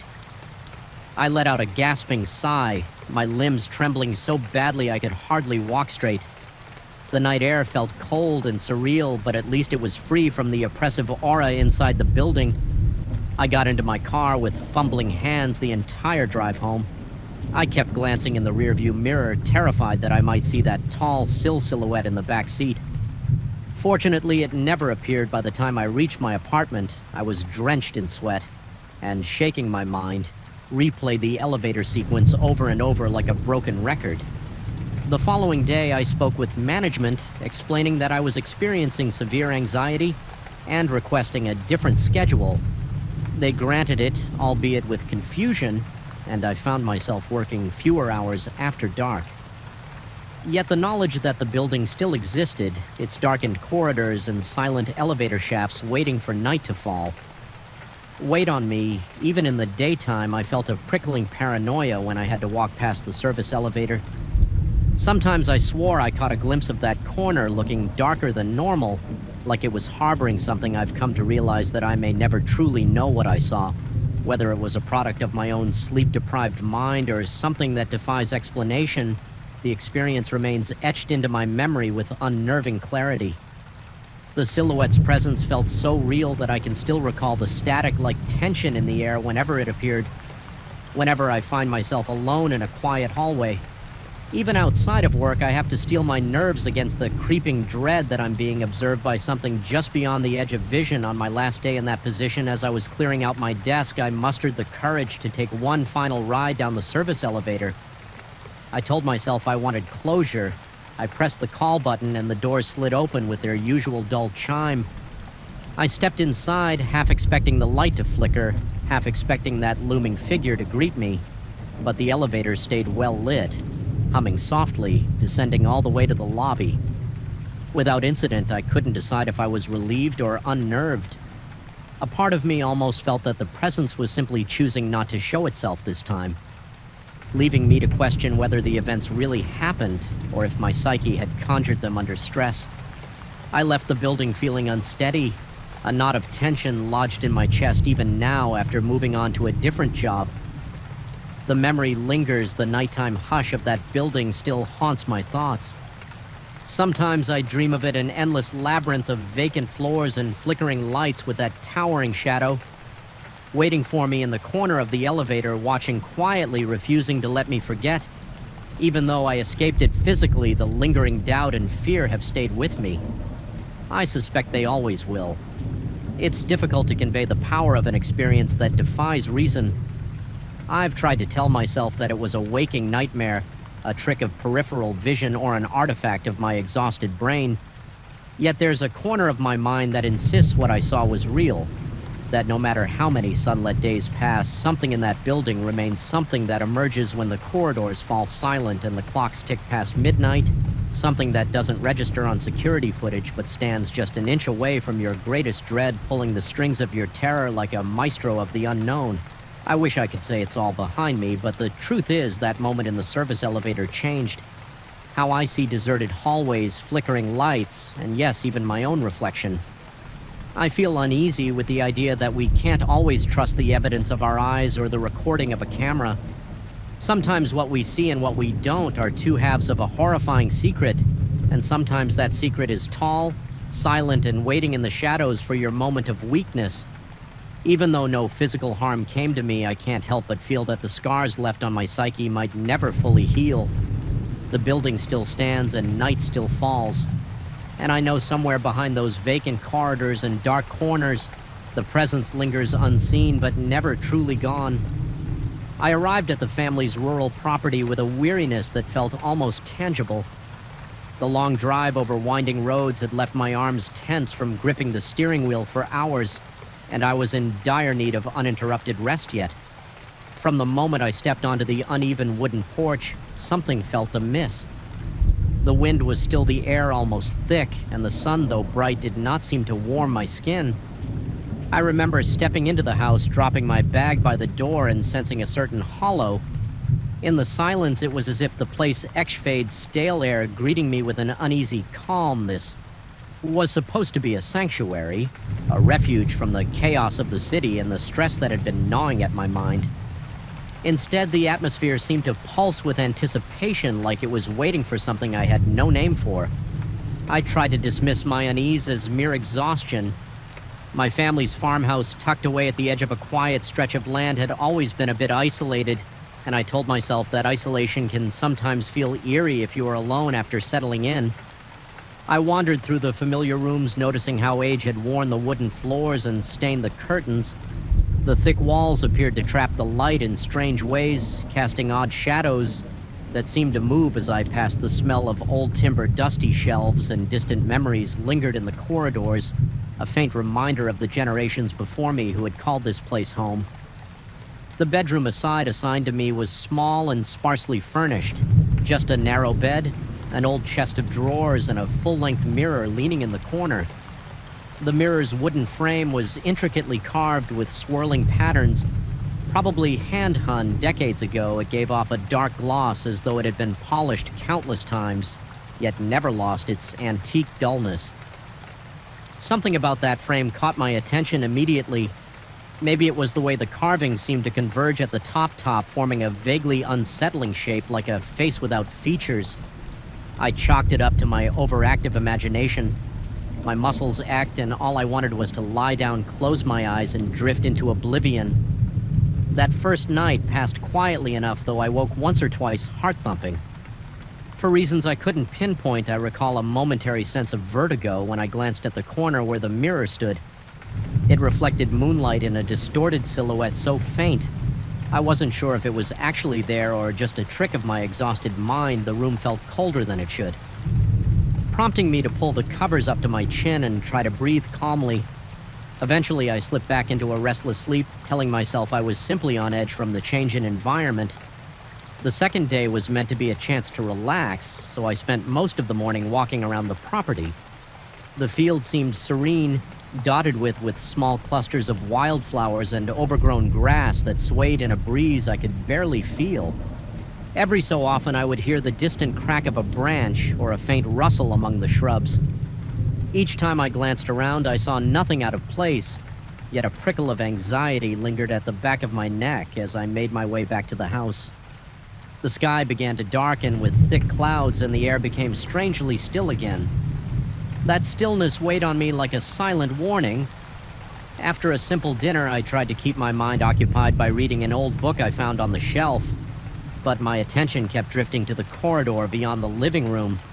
It was dimly lit by a single lamp, and the shadows seemed to stretch impossibly long, forming shapes that tugged at the corners of my vision.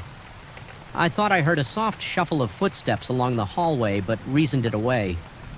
As the old house settling, I decided it was best to head to bed early, hoping a good night's sleep would banish the tension coiling in my chest. I slipped under the covers, letting the mattress creak beneath my weight.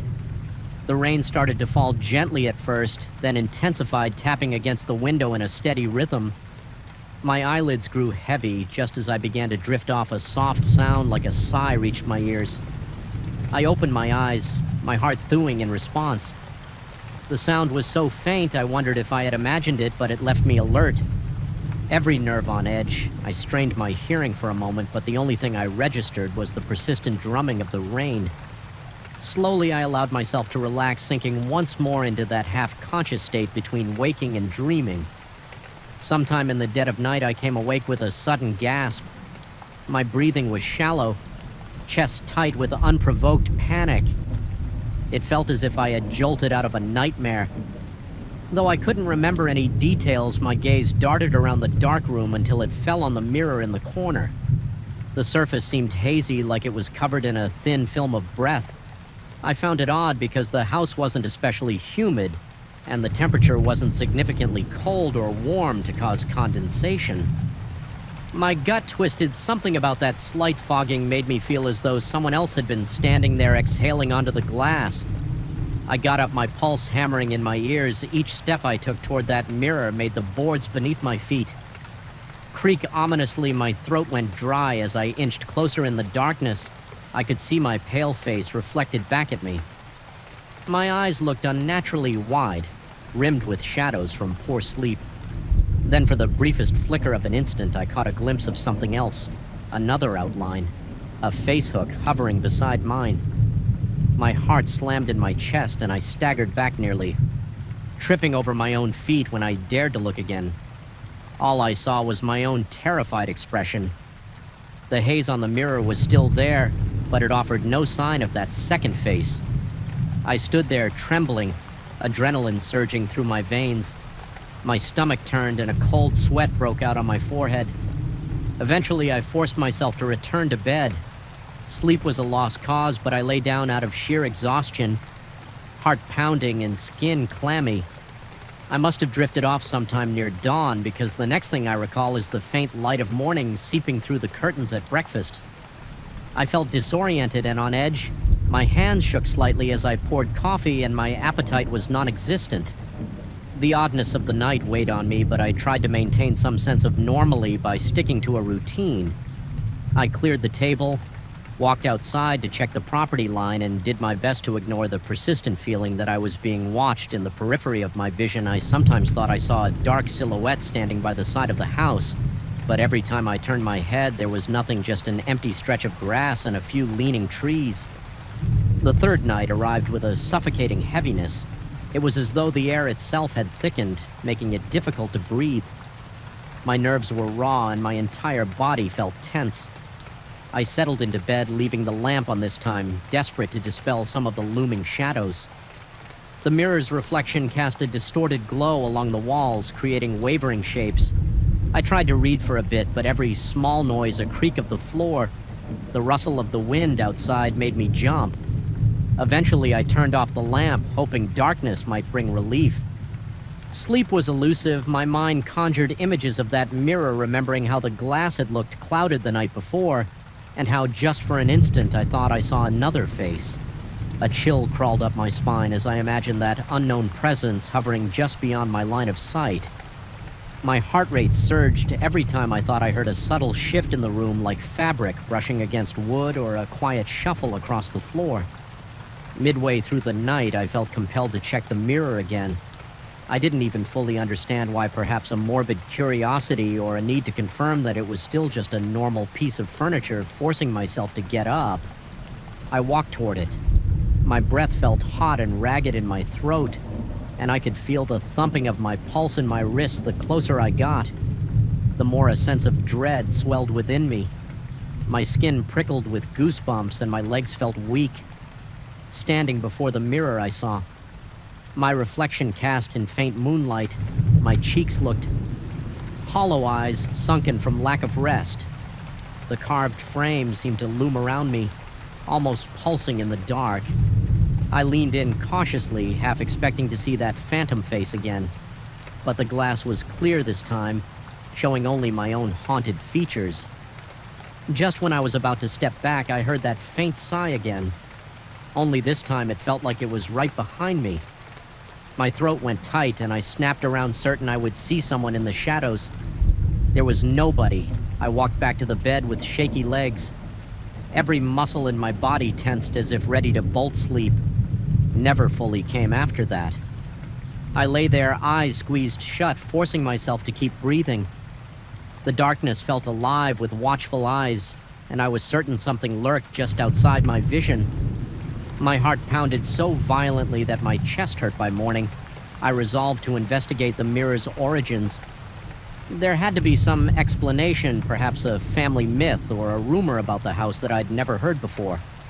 I looked through the dusty shelves, flipping through old notes and letters. It was mostly mundane records about harvests, livestock repairs, nothing that hinted at anything supernatural. Yet as I rummaged through the drawers, I found a small scrap of paper containing a brief mention of an unsettling presence in the upstairs mirror. The handwriting was old and faded, and it offered no details. I stared at the words, my heart lurching with recognition. It seemed I wasn't the only one who had felt something unnatural about this object all day. The sense of being watched dogged me. I kept seeing shapes just out of my field of vision. A flicker of movement near the staircase, a suggestion of a figure peering through a window whenever I turned. No one was there. My paranoia grew with each passage hour, culminating in a near constant tension in my shoulders. Even the air smelled wrong, damp and sour like stagnant water. Night fell once more, and I dreaded returning to that room. My mouth felt as dry as if I had swallowed chalk, and my palms were slick with sweat. Nonetheless, I forced myself to lie down, hoping the ordeal would somehow subside. The hours stretched on, and I alternated between drowsy half-sleep and jolts of sheer panic. At some point, I became aware of a raspy sound like labored breathing. Just a few feet away, my eyes flew open, and I stared at the blackness, scarcely daring to move. My arms felt paralyzed, my lungs refusing to draw air. Naturally, the noise persisted, filling the silence with a slow, agonizing rhythm. I mustered the courage to flick on the lamp. The sound stopped instantly, as if someone had plugged a leak in a pressurized chamber. Adrenaline pounded in my veins, and I felt the hair on the back of my neck stand up. I glanced toward the mirror. It was angled in such a way that from the bed I could see part of the room reflected, including the door. This time I saw a subtle blur in the reflection, like a smear of darkness that did not match any object in the room. My heart hammered so loudly that my ears rang and my skin broke out in goosebumps again. I realized the mirror was showing some presence I couldn't identify.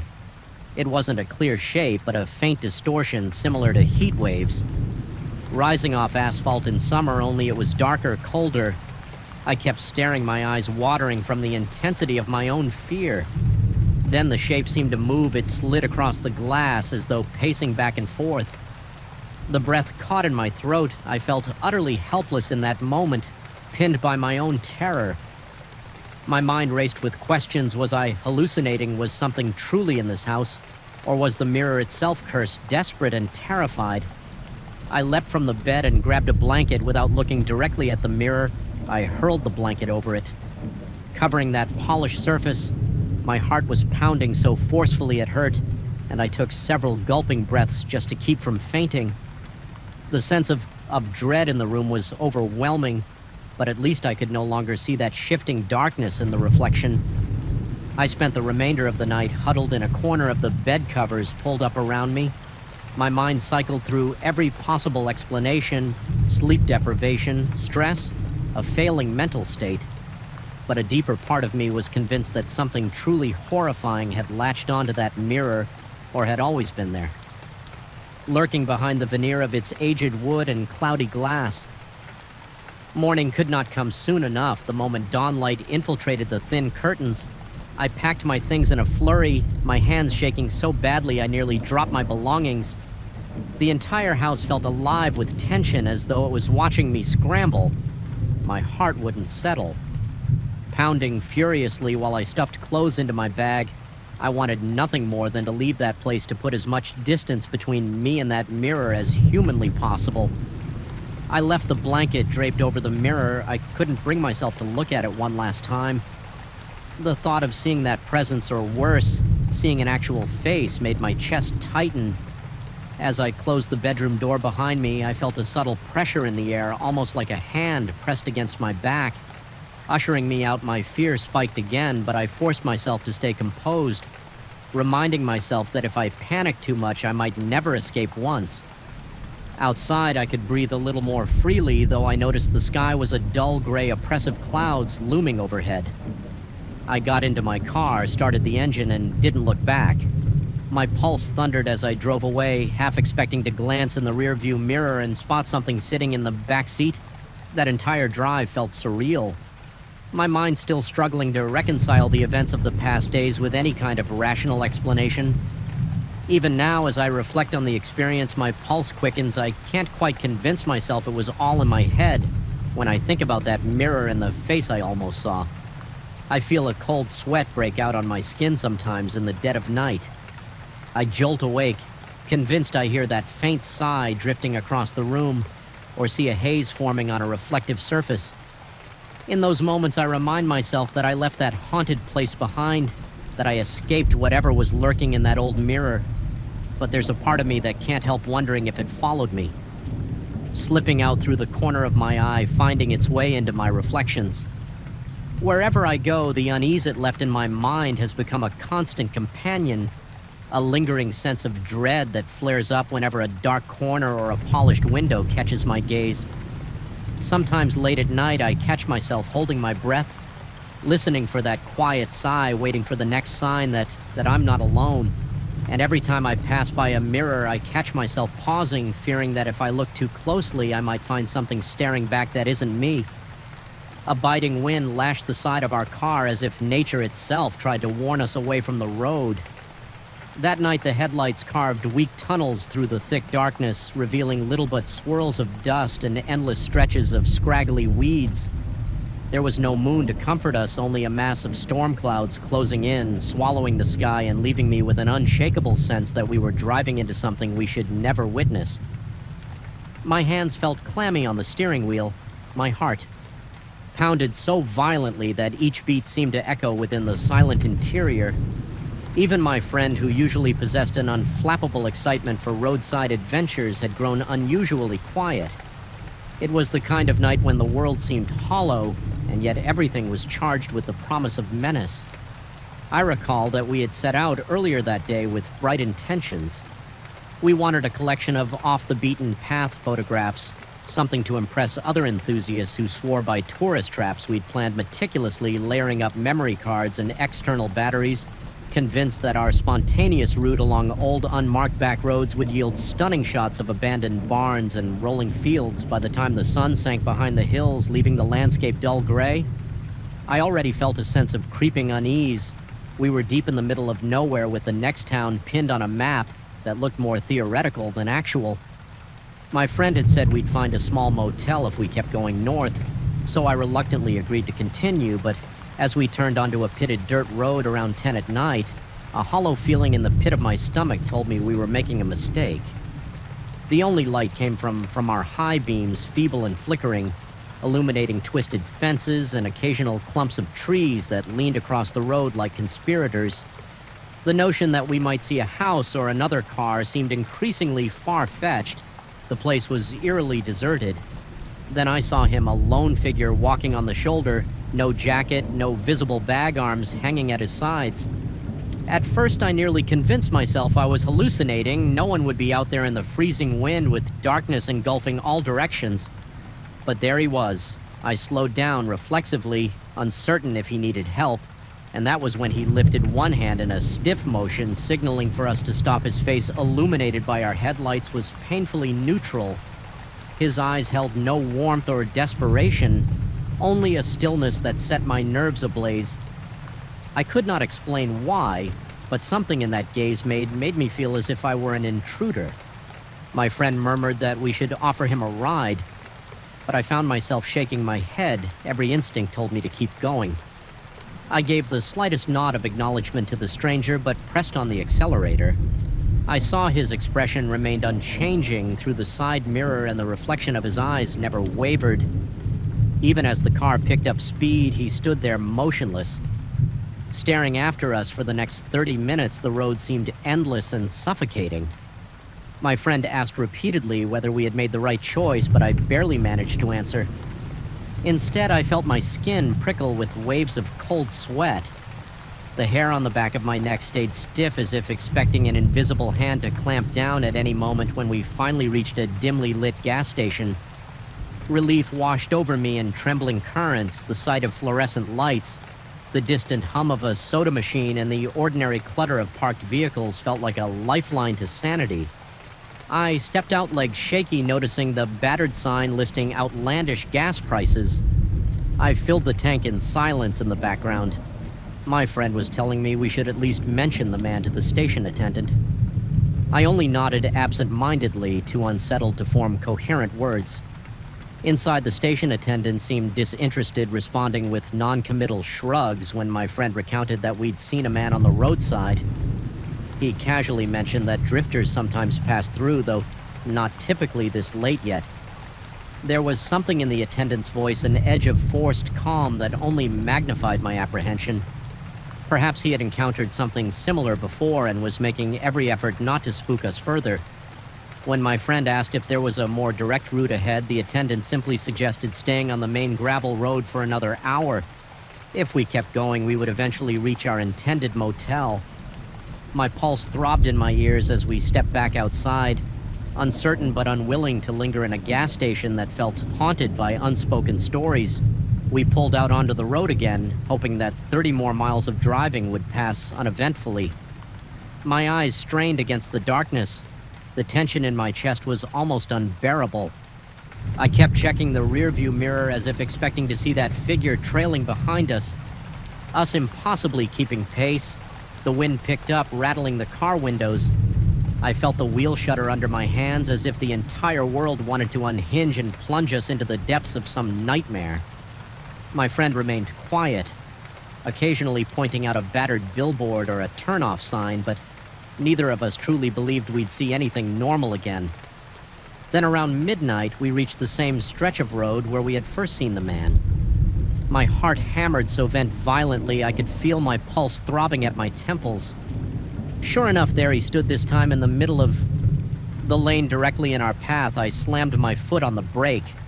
The car fishtailing slightly on the gravel.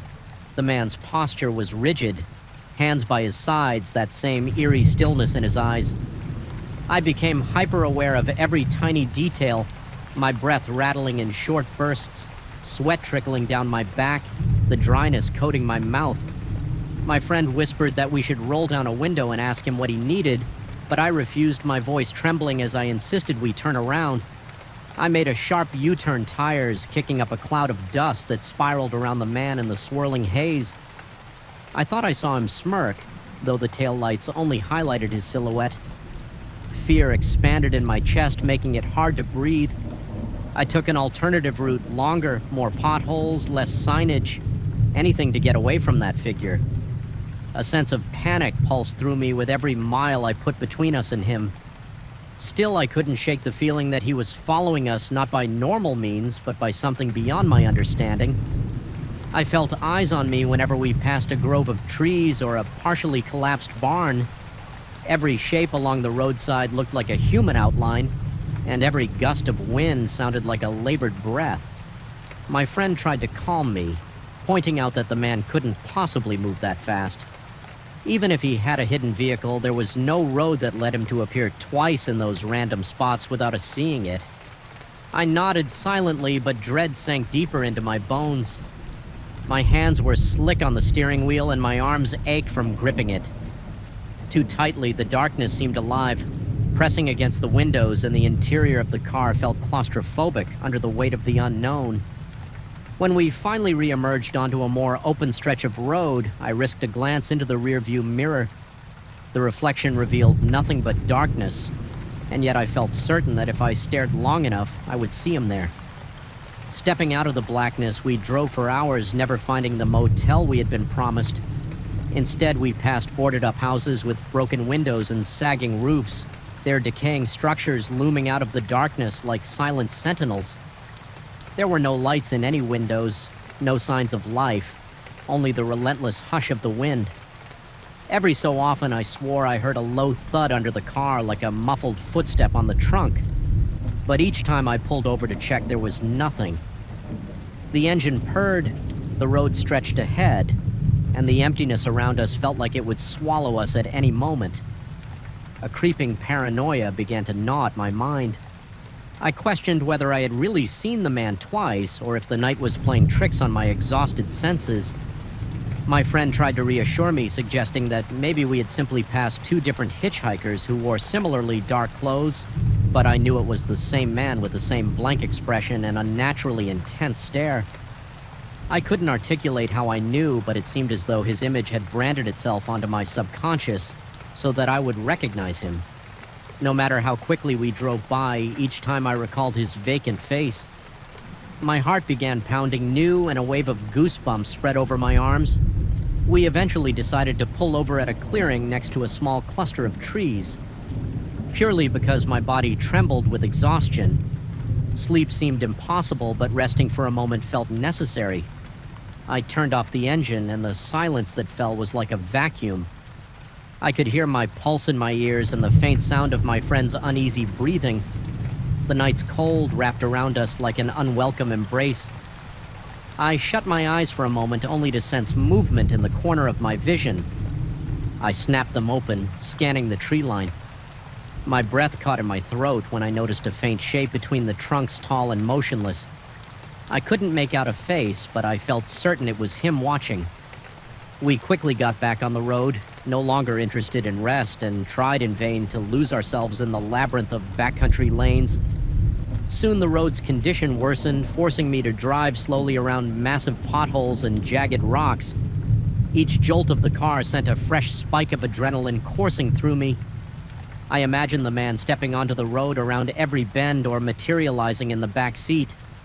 When I glanced away, my friend stopped making conversation altogether, perhaps feeling my terror bleeding into his own psyche. The atmosphere grew stifling. Each passing hour felt more surreal, as if we had entered some half-forgotten realm where time and distance no longer followed any logical rules.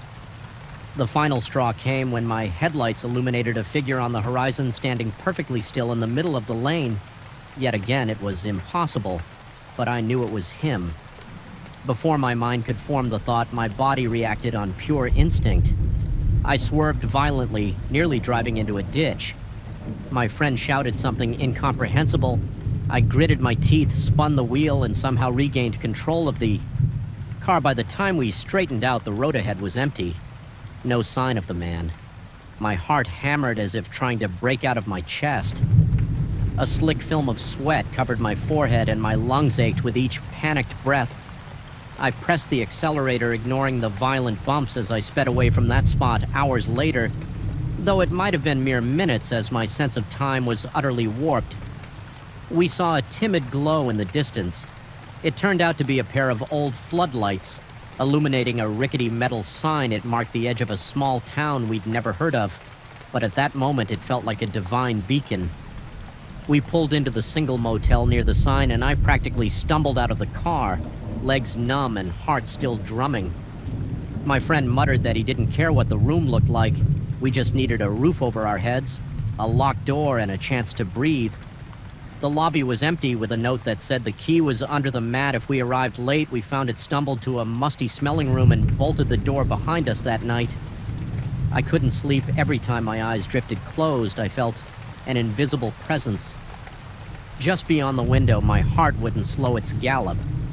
Each rustle of wind made me tense, half convinced the door handle was about to turn. At some point, I sank into a restless doze filled with swirling images of headlights, empty roads, and that piercing stare when morning finally arrived. The grim pale light gave me no comfort. I felt as though I had escaped a labyrinth of nightmares, but I could not shake the certainty that something had followed me out. We left that town as soon as we could, opting for a more populated route back to civilization. Yet even in daylight, every roadside figure triggered a jolt of panic, and my chest constricted until I was certain it wasn't him. I've replayed those events countless times since I've wondered whether I hallucinated the entire thing, or if we inadvertently crossed paths with something not entirely human. Sometimes in the dead of night, I recall the way his eyes looked under the headlights, cold, unblinking, as if dissecting my soul with a single glance. To this day, I still feel unsettled whenever I drive alone at night. The memory of that silent man at the edge of the road persists, a ghostly reminder of the boundaries we crossed in our quest for hidden places. I often ask myself what would have happened if I'd stopped the car or if I hadn't seen him in time, but perhaps the most terrifying question is how he managed to appear again and again, defying the logic of time and distance. I've tried to rationalize it, suggesting he might have had some vehicle stashed away or that he was simply a drifter with uncanny luck. Yet deep down, I sense an answer far more disturbing.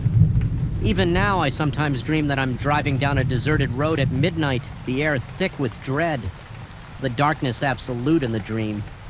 I see the man again standing in the middle of the lane, impossibly close to my headlights as I press the brake pedal. He turns his head and stares straight into my eyes, wordlessly demanding something I cannot give. I always wake with a racing heart, drenched in sweat, uncertain whether I've just escaped a dream or momentarily glimpsed another reality, and I suspect that if I ever venture back to those forsaken roads, I might find him waiting.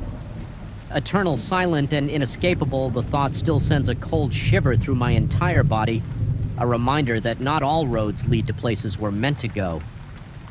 Sometimes the darkest paths are better left unexplored. From the moment I turned off the main highway onto that lonely dirt road, I sensed something was wrong. It was an oppressive kind of silence that seemed to settle around me as if the breeze and the birds conspired to hush themselves. In my presence, my headlights traced the contours of leaning trees, their branches reaching out like skeletal arms, urging me to turn back, but I was determined to find this hidden stretch of river that I had been told was perfect for fishing. Remote, calm, and rarely visited, I had planned this weekend to clear my head, to be far from the noise of the city. Yet I couldn't shake the feeling that I was trespassing somewhere I didn't quite belong.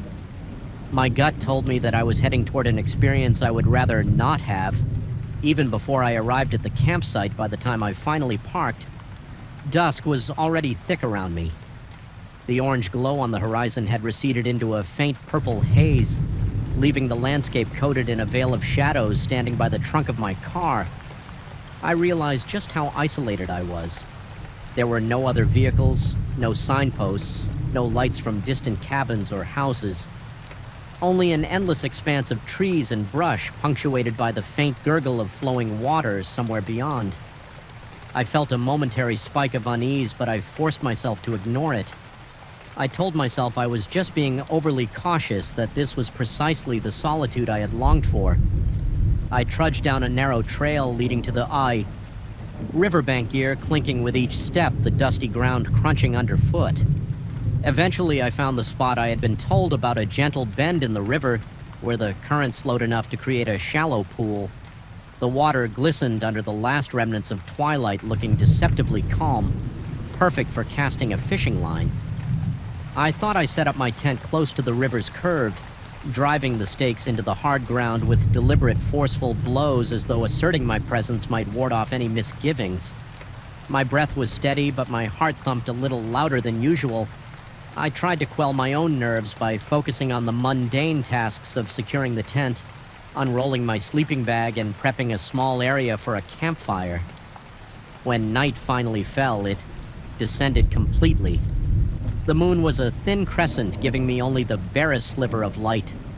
My fire struggled against the inky darkness, spitting and crackling, but never truly illuminating the full expanse around me. Every few minutes, I would hear a rustling in the nearby brush or the plop of a fish somewhere. Downstream, and I'd feel the hairs on my neck bristle. I reminded myself that all forests come alive at night. Small animals, scurry insects, buzz branches sway. These were normal sounds, yet each subtle noise was enough to send a fresh jolt of adrenaline through my body. The sensation of being watched was already creeping in, but I tried to suppress it. I sat on a folding chair near the fire, my fishing rod set aside for the early morning hours. The temperature dropped faster than I expected, and a cool wind carried the smell of wet earth and decaying leaves as I warmed my hands near the flickering flames. I caught a glimpse of movement across the river, a dark shape taller than any bush shifting among the trees on the opposite bank.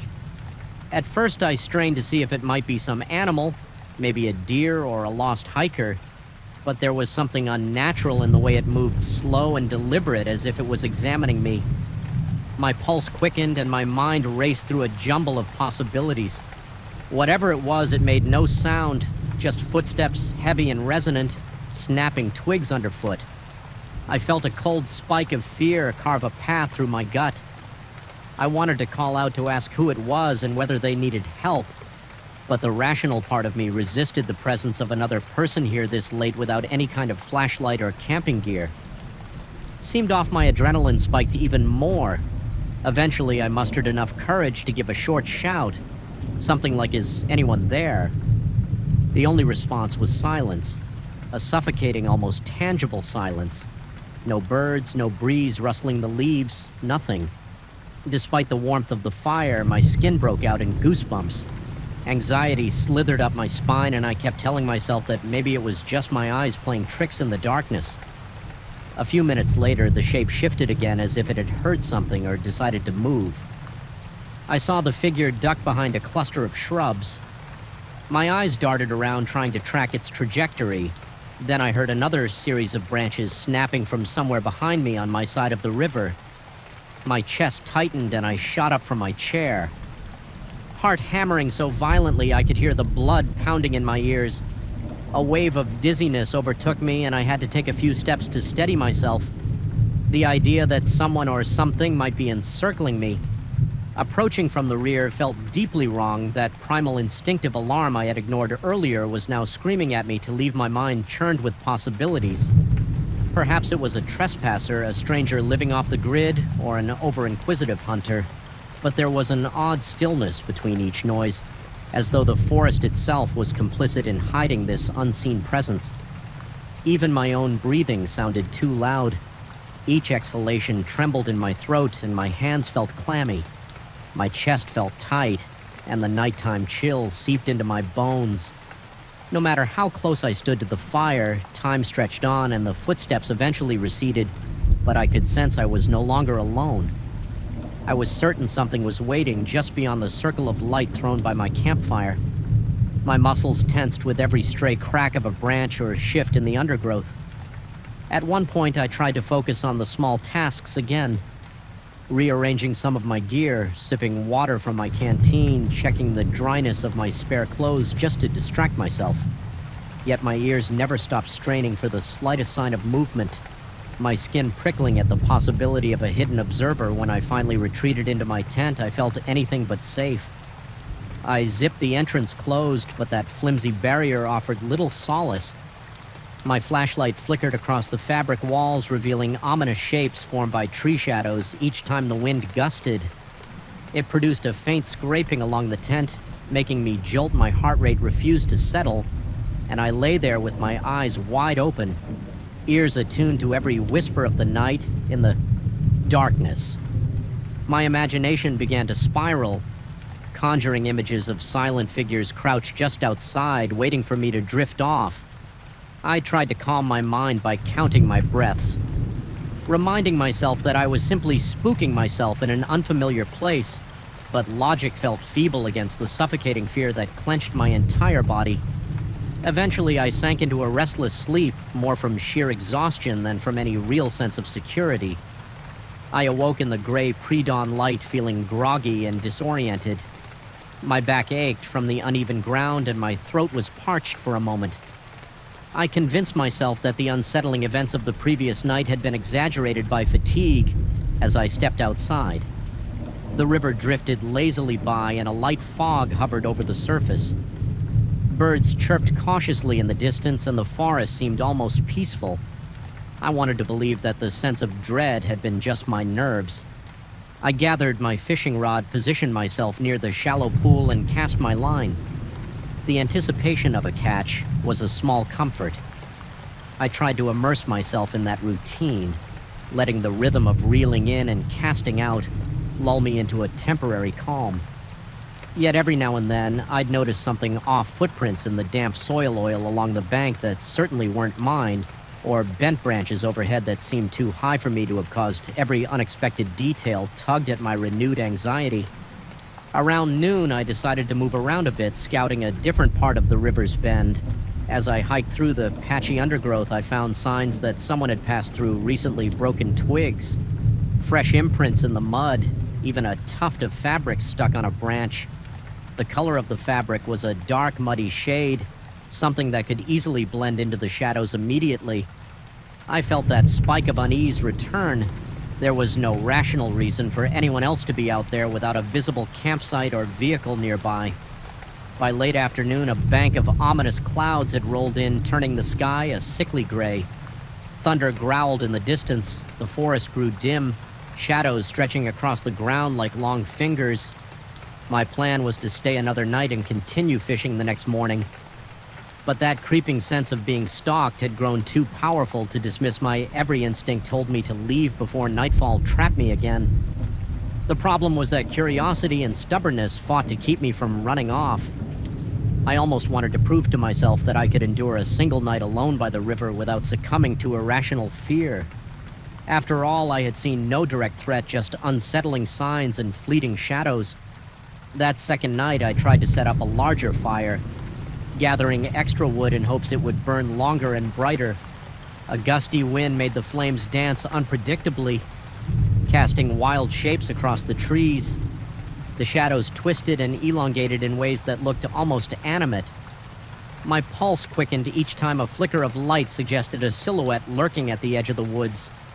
Occasionally, I heard something, a footstep, a broken branch, or maybe just the wind, but it always seemed too measured, too intentional to be random. Forest noise, it was like the presence I'd felt the night before was still there. Watching me, assessing me, the night dragged on my stomach, churned with each minute that passed. My breathing felt labored, as if the air were heavier than usual, pressing down on my chest. At one point, I stood brandishing the largest stick I could find. Feeling foolish, but too scared to be embarrassed, I even tried to speak aloud loud in a halting, quivering tone, insisting that whoever was out there show themselves or leave me alone. My voice sounded small and desperate, swallowed up by the surrounding darkness. In the moments after my outburst, the forest seemed to hold its breath. My heart pounded so loudly I was sure it could be heard for miles. Then faintly, I caught a glimpse of movement through the trees to my left. It was a shape hunched, but tall. Swaying slightly, my eyes strained.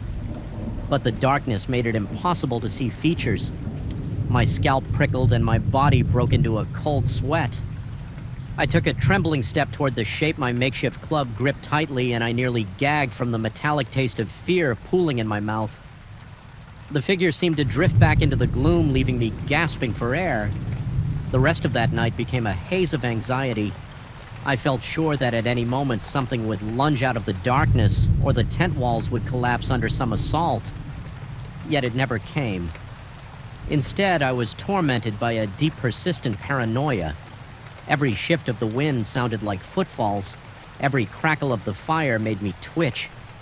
My thoughts spiraled into madness, and I questioned whether I was hallucinating or if something unearthly truly prowled the riverbank. My entire body trembled and my throat stayed desert dry.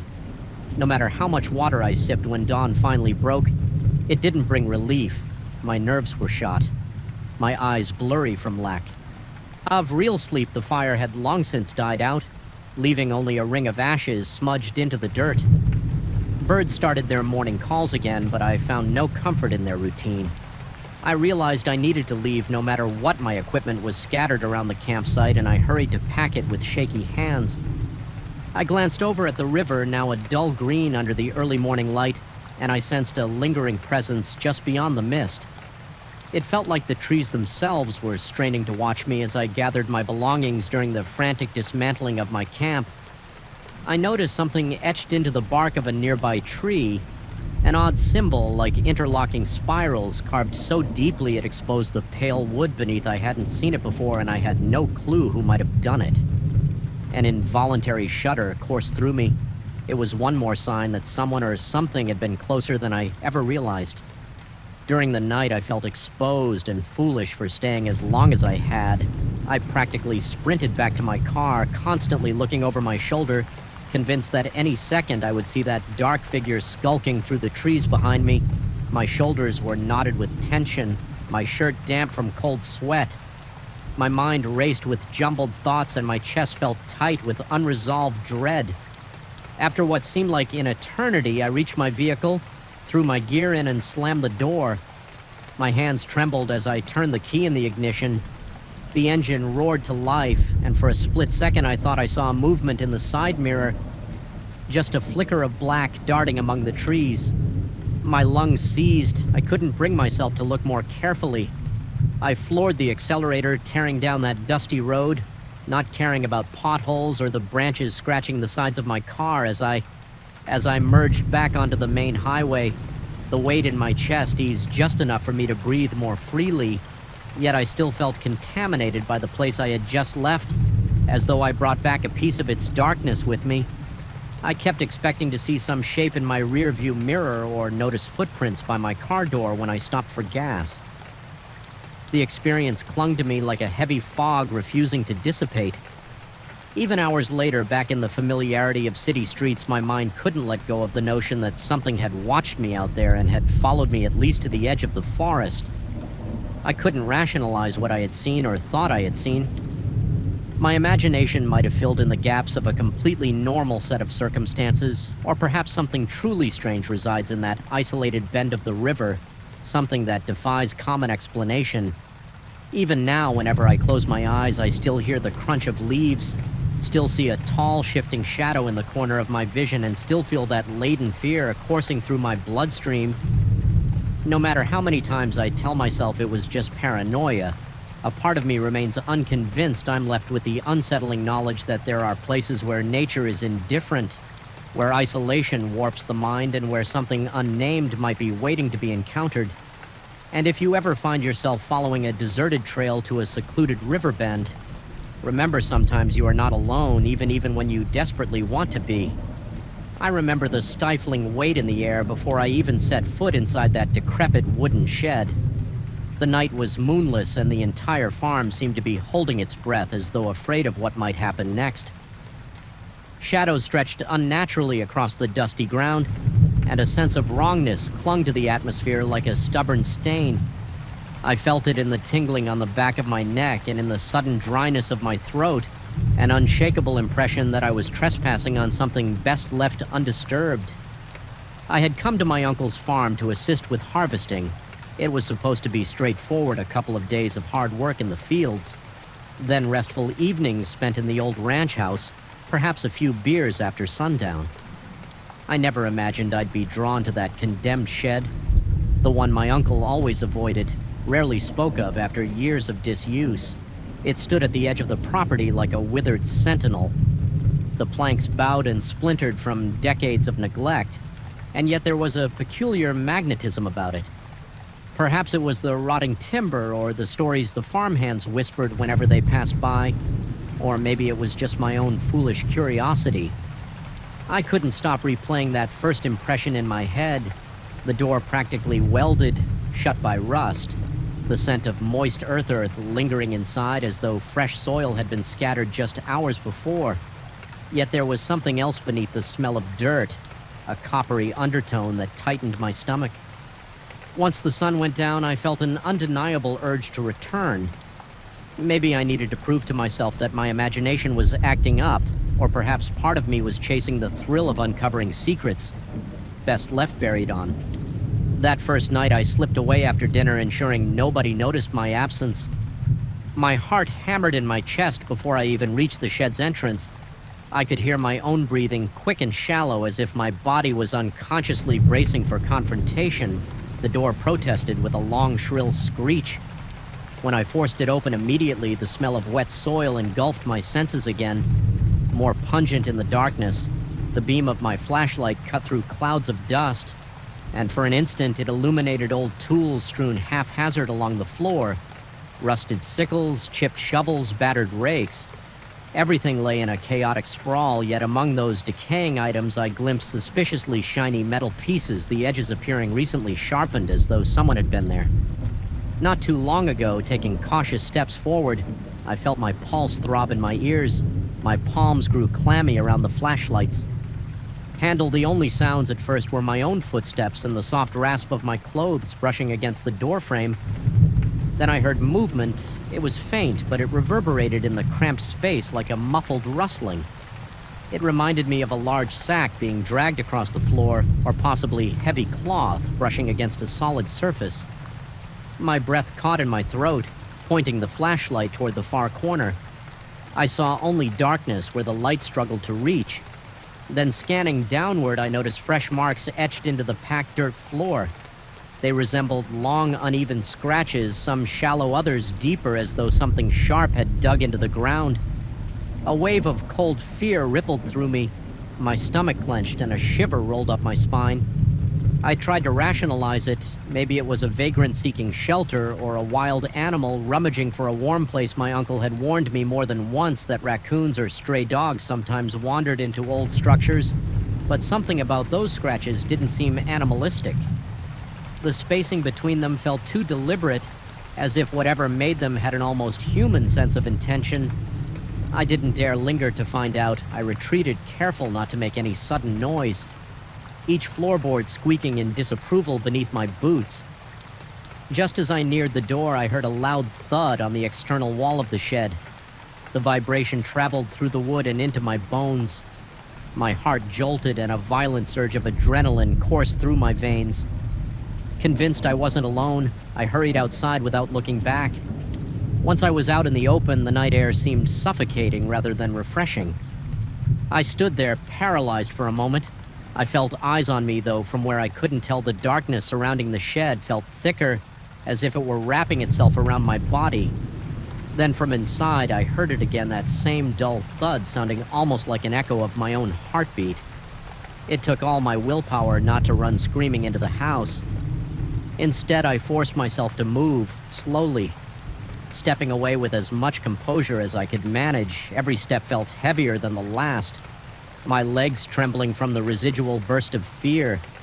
The next morning, I recounted my experience to my uncle in hushed, nervous phrases.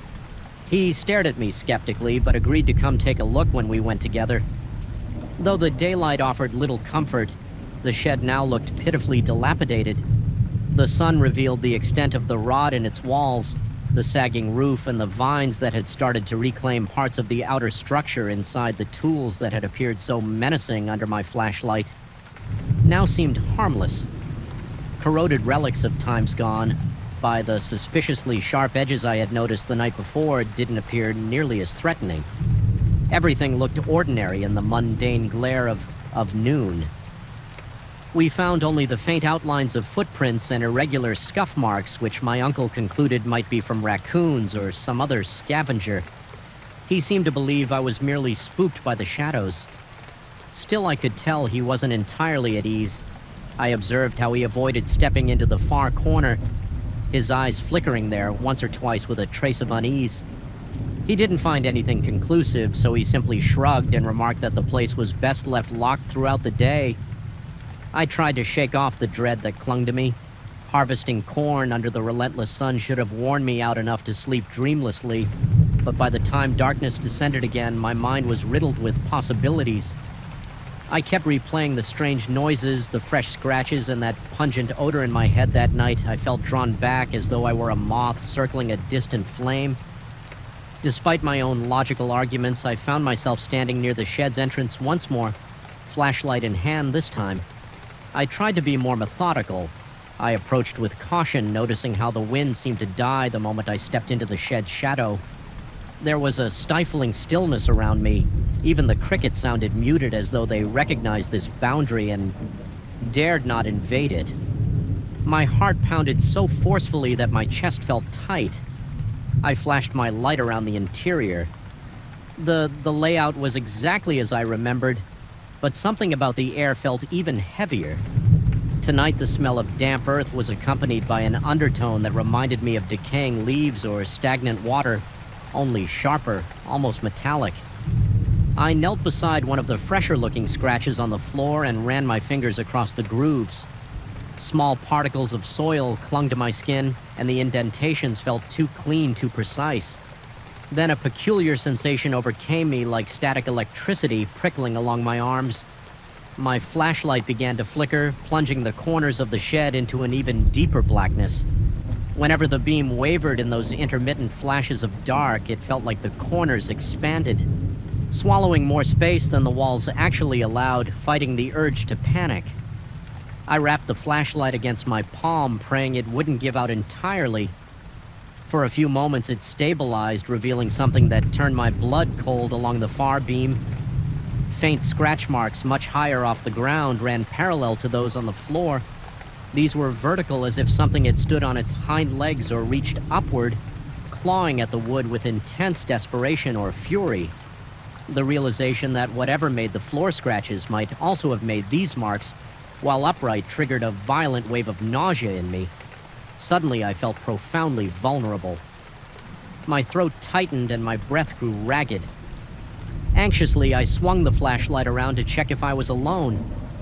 That corner where I'd heard movement the night before remained dark, the air there seeming thicker, more oppressive. Each breath I took felt shallower, my lungs constricting as though rejecting the heavy odor. The boards beneath my feet groaned with every shift of my weight, adding an eerie soundtrack to my growing dread. Compelled by an impulse I couldn't fully explain, I forced myself to inch closer to that malignant corner. With every step, a subtle pressure formed at my temples like the onset of a headache. My ears began to ring and my heartbeat thundered, echoing in that ringing, until I couldn't distinguish external noise from the pounding in my skull. When I finally angled the flashlight to the darkest spot, my eyes struggled to focus. I saw sacks of something stacked behind an old wooden crate. At first I thought they were simply grain bags that had been left there ages ago.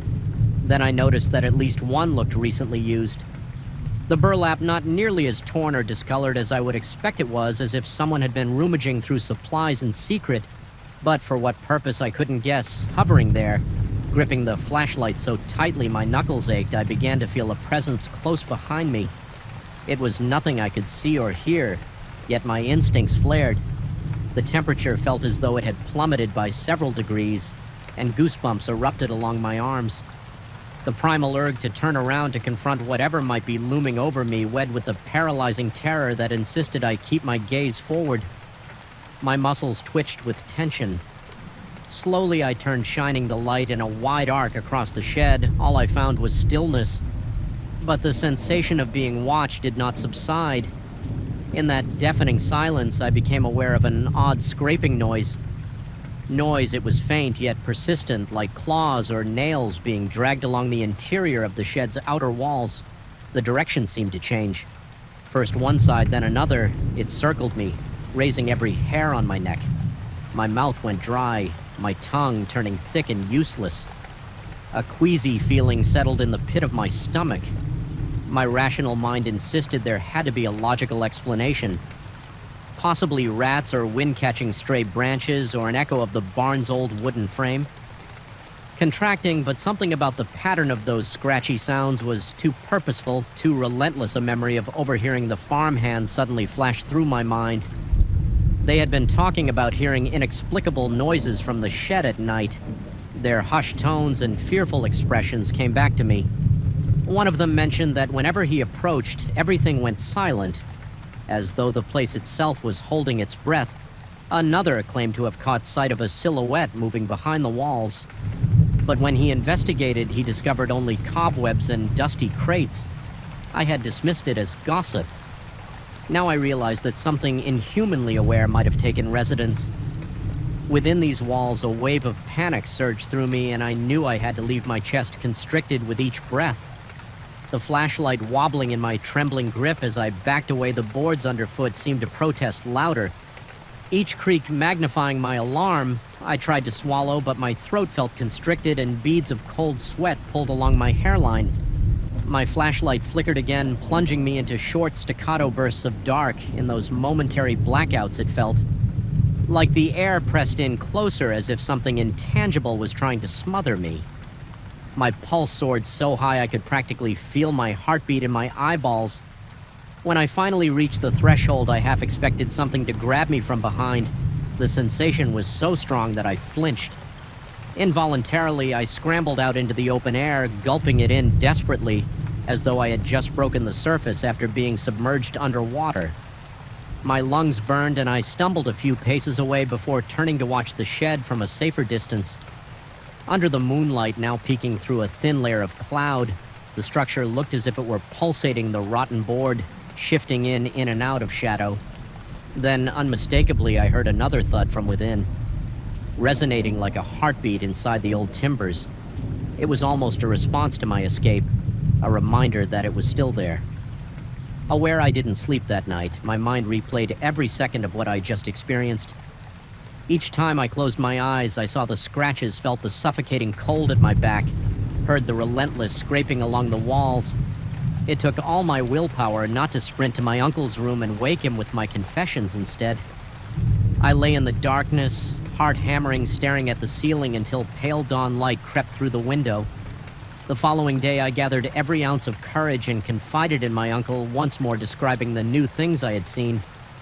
He looked at me intently, a grave expression, crossing his weathered features in a voice that remained calm yet carried a hint of concern. He suggested I was pushing myself too hard and maybe seeing patterns and shadows still. I detected something unspoken behind his eyes, as if he knew the place carried secrets but preferred to keep them buried. He advised I stay away from the shed, promising to board it up properly. Soon I took his suggestion to heart. I spent the rest of my stay there, avoiding the shed's vicinity, focusing on the daylight tasks, collecting eggs, helping with the fields, organizing tools. TOS in the main barn, anything to keep my mind occupied, yet at night, I swore I could hear soft scraping drifting across the fields, faint and almost indistinguishable from the rustle of corn leaves. Sometimes I imagined a shape standing by the shed door, tall and contorted in the moonlight, but I never allowed myself to look too closely. Perhaps it was my imagination, or maybe it was real either way. I dreaded confirming it when the harvest ended and my time at the farm concluded. I packed my bags with trembling hands. My uncle was grateful for my help, but he couldn't hide the relief in his eyes. As I drove away, even now, whenever I think back on that shed, I recall the suffocating tension in the air, the metallic smell layered over damp earth, and the deep scratches that defied logical explanation. I still feel that spectral gaze following me, a lingering sense that something observed my every move I escaped without tangible injuries or final answers. But the farm no longer holds the peaceful memories it once did. Instead, it stands as a reminder of how fragile our understanding of reality can be, even in the daylight when all seems safe. There are places better left locked and forgotten, and at night those places breathe with an unseen presence as though they are waiting for the next curious soul to wander inside. I'll never set foot in that shed again. I tell myself that I should be thankful I left with my sanity intact, but I'm not entirely sure I did. Sometimes in the silence of my own home, I hear that faint scraping in the walls. My heartbeat spikes and my skin prickles with the same electric dread I felt that night. Then I remind myself that it's just the house settling or the pipes groaning. But each time, deep down, there's a small part of me that knows better.